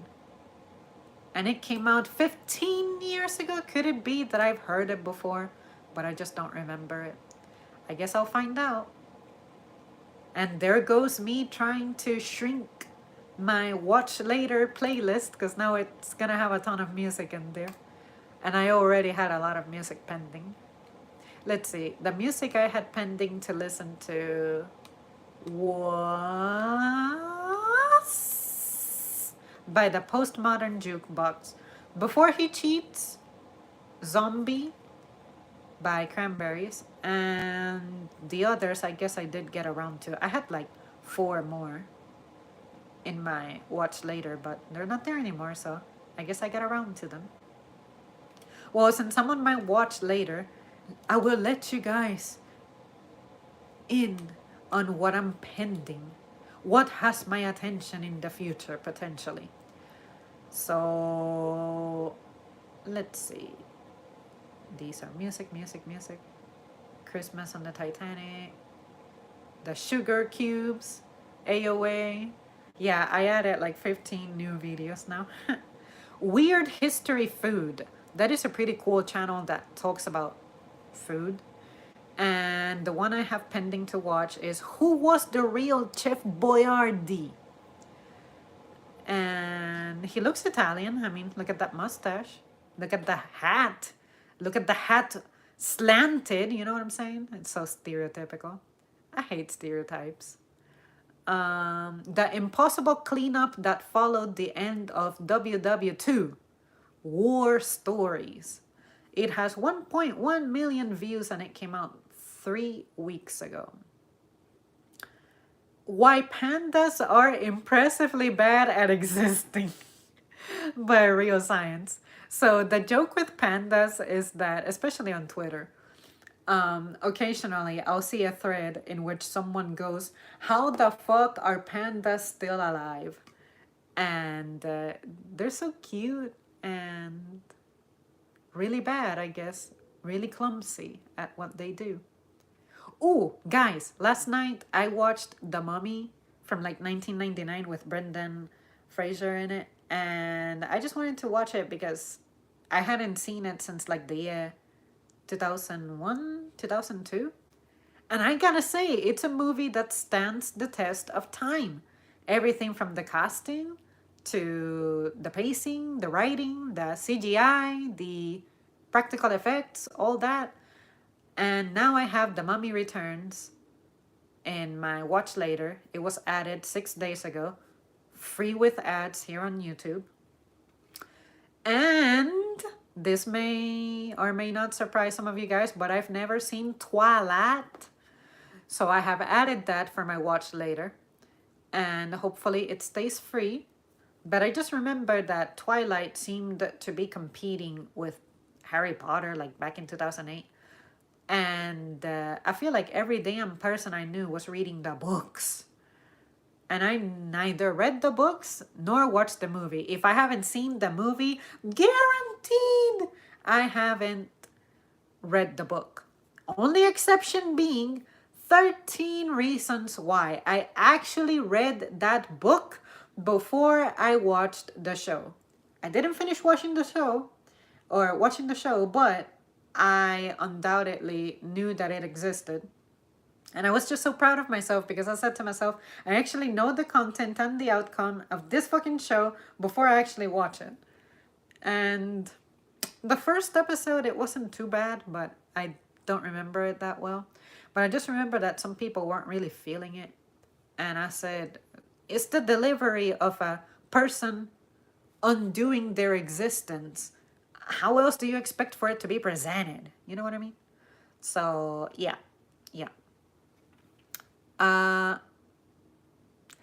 N name that I cannot pronounce, Niche, said, life without music is a mistake. Yes, life with music, to me, I find that it heals me. Like, if I have a shit day at work, I know that I'm stressed out or that I'm feeling down if I stop humming. I'm that person who's doing things, cleaning, fixing things around, taking out the trash, doing all that. And I'm usually humming or vocalizing. If I'm not, that means I'm sad, I'm stressed, I'm depressed, and it's eating away at me.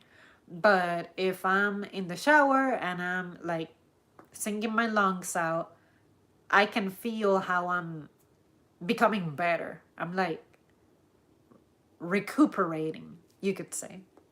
And I just feel energized. Something about the steam, the warmth in the shower, it just helps.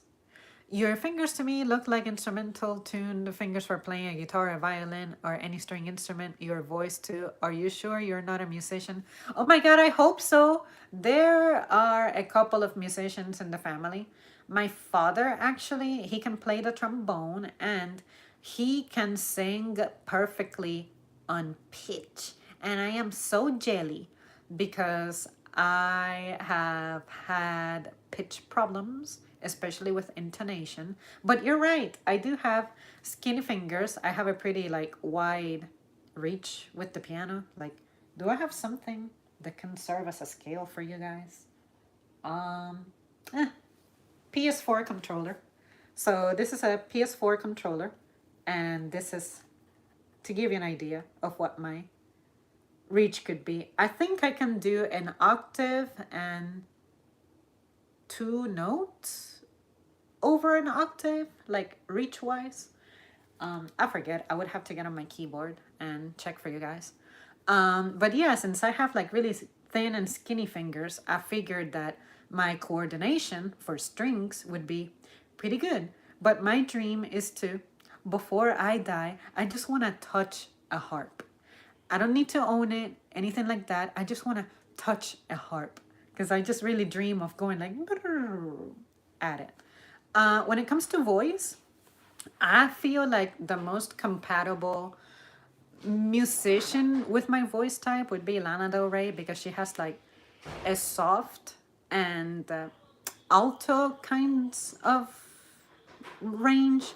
Like she has like a, it's like a really cinematic voice. Like she'll sing like this, and I can sound like that all day long, and I can go high when I soften my voice like that. But if I try to maintain my actual real tone, my actual real speaking voice, I can't go that high. Like I can feel the strain and that, that type of collapse. Like it clashes with my voice, if you will.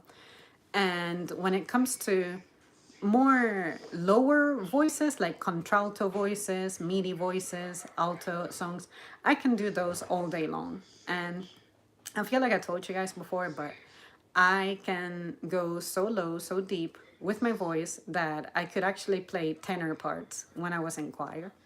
And I'm telling you, I'm not kidding. Like, I want to do music so bad. That's what I want to do. That's what's in me. That's what flows with me. But I never took formal lessons. And that's one of my biggest frustrations because I feel like I have plateaued when it comes to how much I can learn and how much I can train myself to do things. But anyway, I'm never gonna lose the interest. I'll continue to vocalize and practice and do whatever I can. But, you know. Another video I have pending is what is fire? And the reason I have that one pending is because I was asking myself, I'm burning this candle and I see that fire emits light. Why does it emit light? And of course, when something gets heated, the atoms begin moving faster, whatever. But I really didn't understand and I couldn't really picture why that was. Like, what about it made it glow? So that's what I'm hoping this video answers. Hydrothermal vents explore a bizarre deep ocean habitat. And then I have some wrestling stuff too, like 10 WWE wrestlers who never lived up to the hype, 10 deeply uncomfortable WWE moments, and the most hopeless battleship, HMS Captain, Ocean Liner Designs. And there's also this channel called Bound.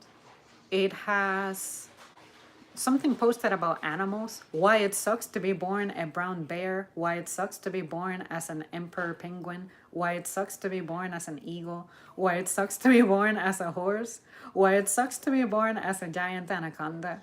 So now I'm trying to guess what those are going to be about. Miserable life, lives like shit, live like shit, depressing life, horrible life. The emperor penguin is probably going to be depressing because of it being in the Arctic, but I can't wait to see what that's going to be about.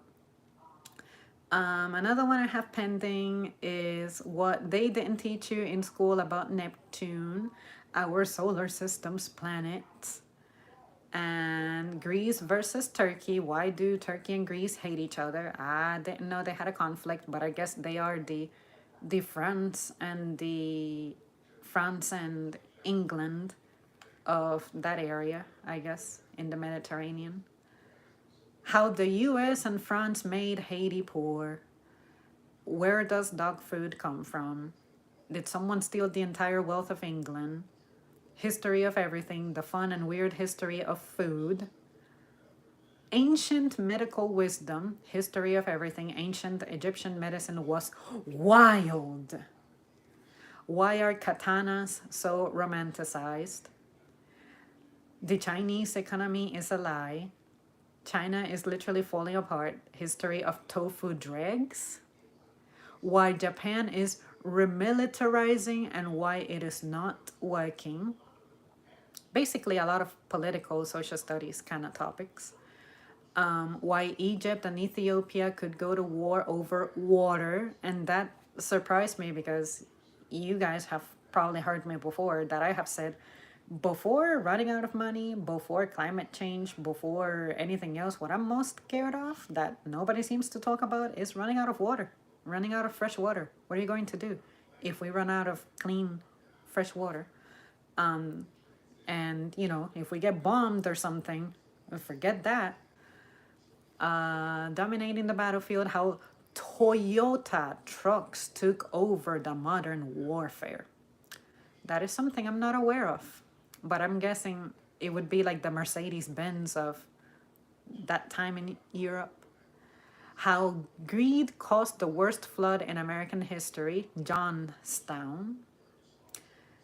And the earliest depictions of Jesus in art.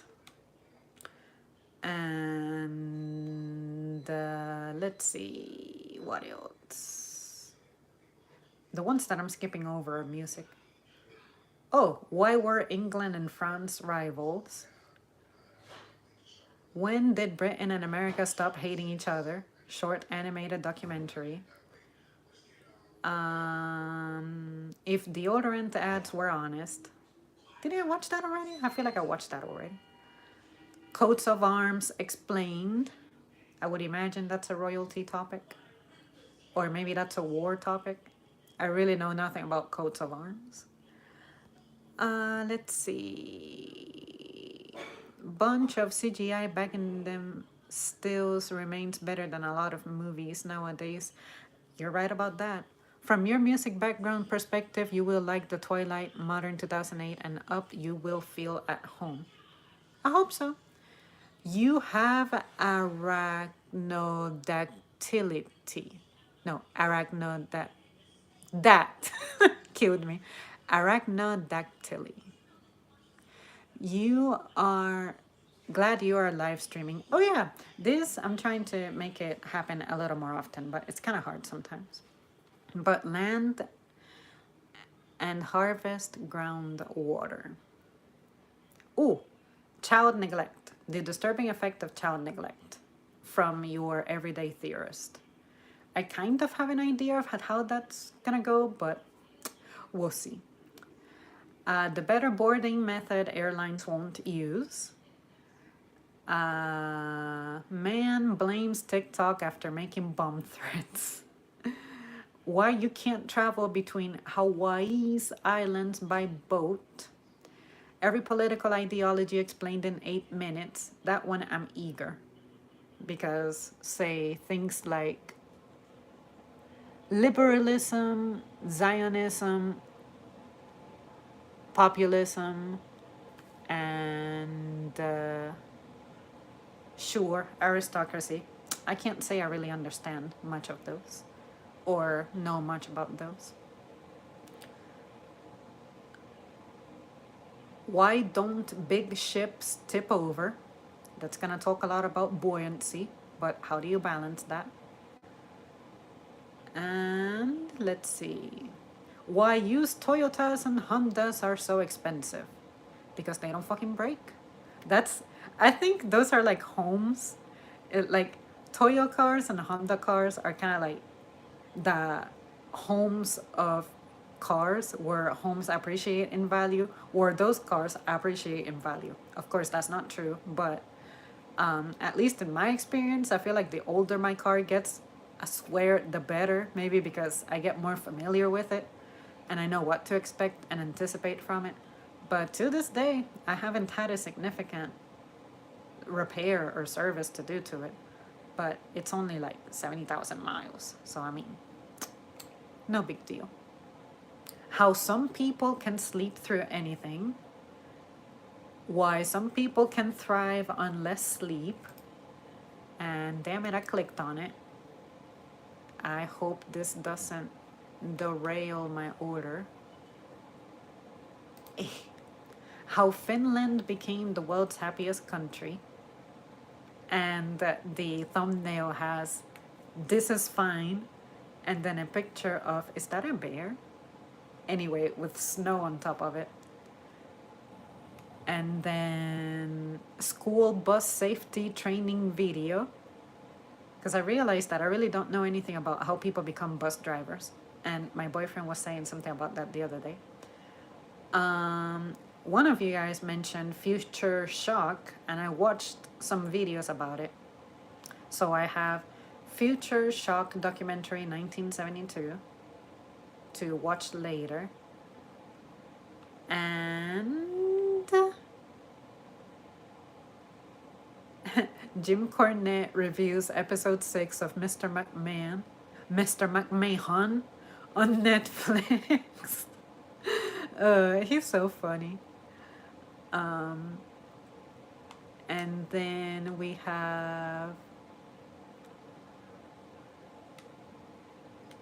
music. Pierre Bourdieu. Social reproduction and why inequality persists across generations. Pierre Bourdieu on social reproduction and cultural capital, and why different currencies have different values. So when it comes to like money conversion, some of that doesn't make sense to me, especially when the dollar loses value.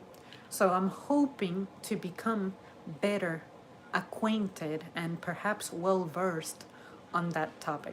But if I don't get it by now, I'm probably never gonna get it. But I can't stop trying, you know?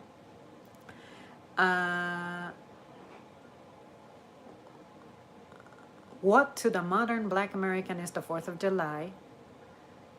Wait, remember Jackie Chan Adventures? I remember Jackie Chan Adventures. Why is Gen Z obsessed with nostalgia? That's probably going to be a future topic, but I've been observing that these kids really love to go back to 2016.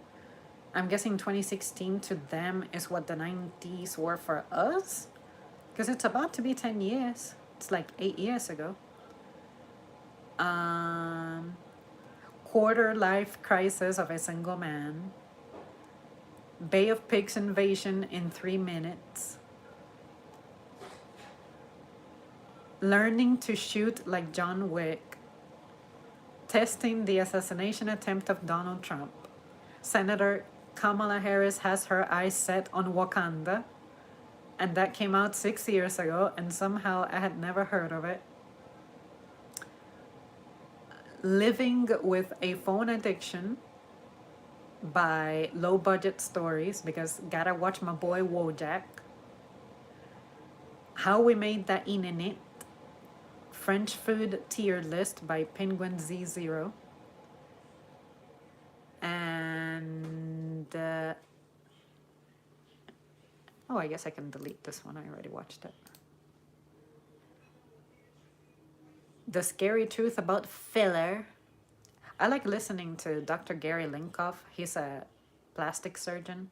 There's a lot of stuff that you would learn about skin and body and aging and all that shit that you really wouldn't think about unless someone broke it down for you.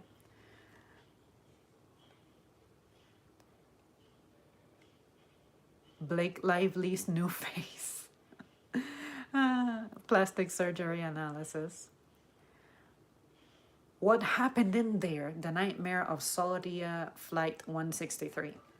Mentor Pilot is probably my favorite aviation channel to look at.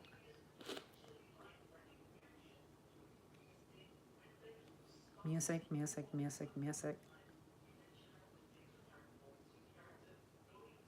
All the President's Pets by Mr. Beat.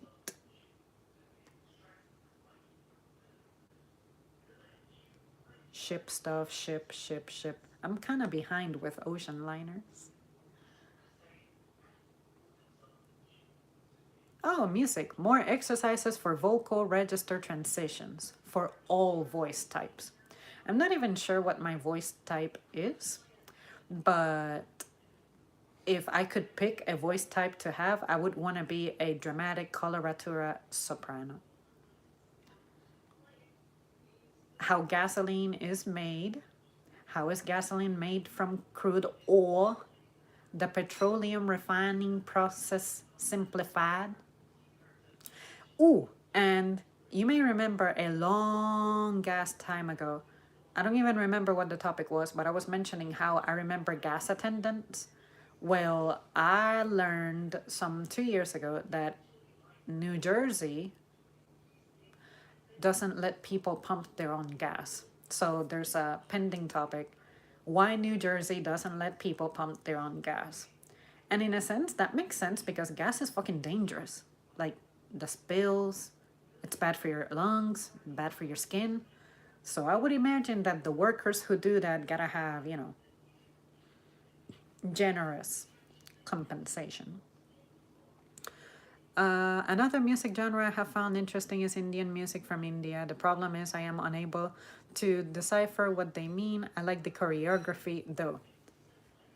I kid you not, about a year ago, the algorithm fed me some chick. I remember what she looked like, but I don't remember her name. She had short hair, and she was making shorts with Indian music in the background, and she was saying what the lyrics actually say, and she was translating what the song lyrics were saying, and it was hilarious. Let me see if I can find her. Um, shoot, what are some keywords I can use? Um, Indian music translated. Oh, here she is. Her name is. She has shorts called Literally Translating Hindi Songs. And her name is Sanaya Bubber69. So that's SANAEABUBBER 69. But if you key in Indian music translated English, that's what I typed, it comes up. Yeah, yeah, you'll enjoy that. You'll definitely enjoy that. Please look at her stuff. It was funny. It's super funny. And this is the kind of music that you're probably listening in restaurants if you go out and eat. I didn't know you liked cornet. Voice of Snake Eyes. How do you feel about this? I think you were my biggest fan. Yeah, I listened to cornet. I also listened to, what was the name of this fool, man? God, I can't think of his name now. He has the hat and the facial paralysis. JR. Yeah, I listen to him, especially his really thick Oklahoma accent. There is no way I would skip on that. Let's see. I think his channel was called Grillin' with JR podcast. Yeah, there it is. Grilling JR with Jim Ross. That's what it's called. But I haven't tuned in to his stuff in about a year now. My favorite WrestleMania match, new episode, Grilling with Jim Ross.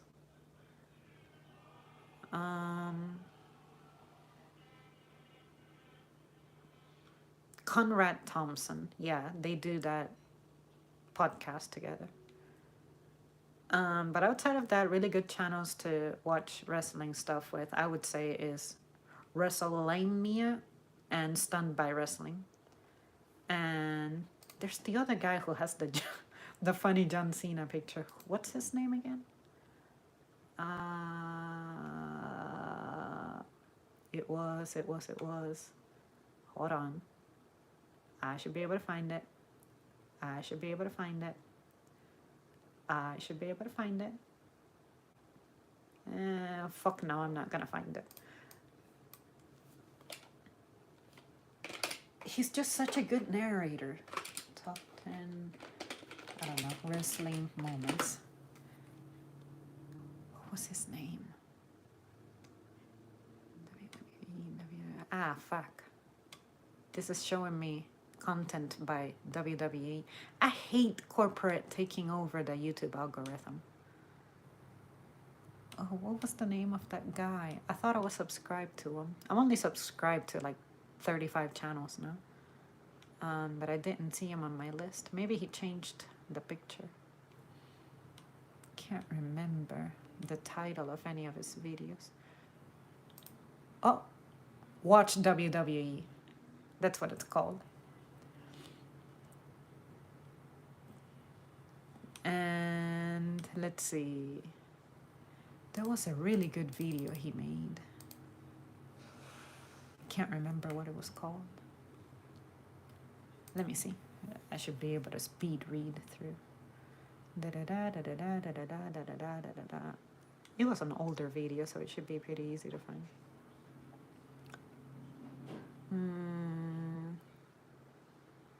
Oh yeah, and I have watched some of the Dark Side episodes of The Ring.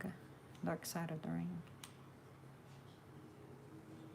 10 times WWE superstars fired back at the crowd.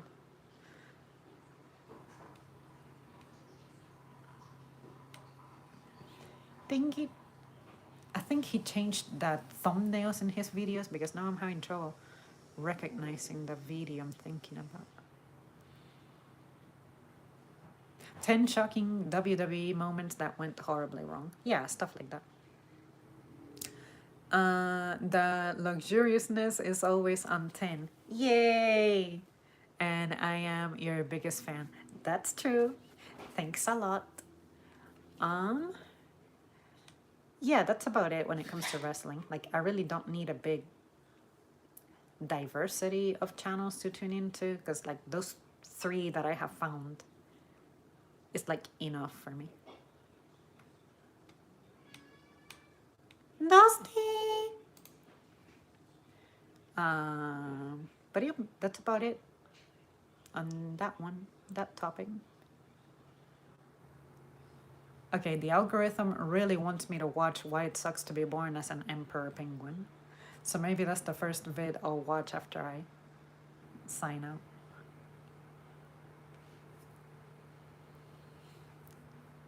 Insurance company reverses course after announcing limits on anesthesia coverage.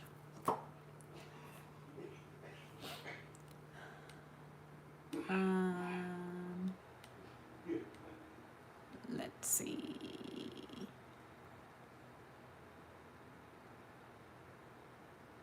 Cute lamb needs attention.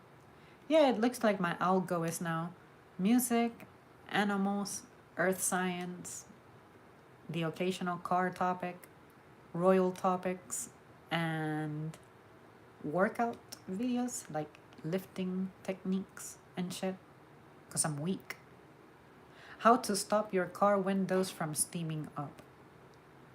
I mean, I know how to defog them. I don't care.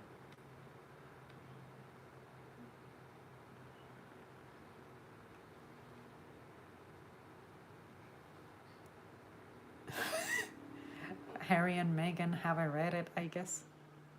Harry and Meghan Reddit reactions to Harry and Meghan latest news. You know what? That's gonna be a really good topic. You know what we should do? We should stream one day. Pick a Reddit, subreddit, go through it, and wreck it. See what Reddit is talking about. Because I love Reddit. I don't frequent it, but when I do look something up in there, yeah, we'll do that. We need to schedule a Reddit show.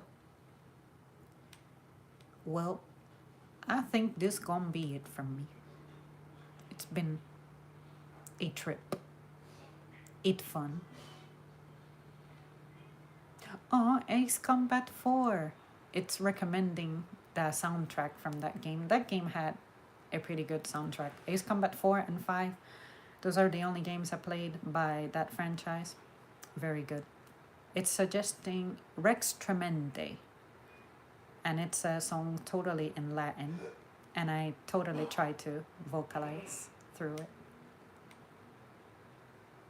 There's a video called Extreme Japanese Apologizing. Oh my god, that's so funny. I'm interested how much our August share in common. Some things seem to be pushed for all of us. Yeah, I noticed that the corporate stuff like news media, entertainment, like say Fox, um, those big companies, inherently they get like the front page. If you interact with any of that, then it'll push it on your face. And if for whatever reason, at least in my experience, I guess because I upload a lot, depending on the words I use on my topics, sometimes it'll like reverse suggest to me those topics, which doesn't make sense because the topics that I usually go over are like topics that I think about, or the cards, that I read, like positive vibes, good deeds, stuff like that. So I feel like as you add information under your channel, then it will profile you in a certain way. But I find that if you interact with shorts, I want to say those are the ones that are going to pollute your algorithm more. Because say right now it's showing me see a sea turtle devour a jellyfish like spaghetti, and it's probably showing me that because I looked up videos about tigers 2 days ago.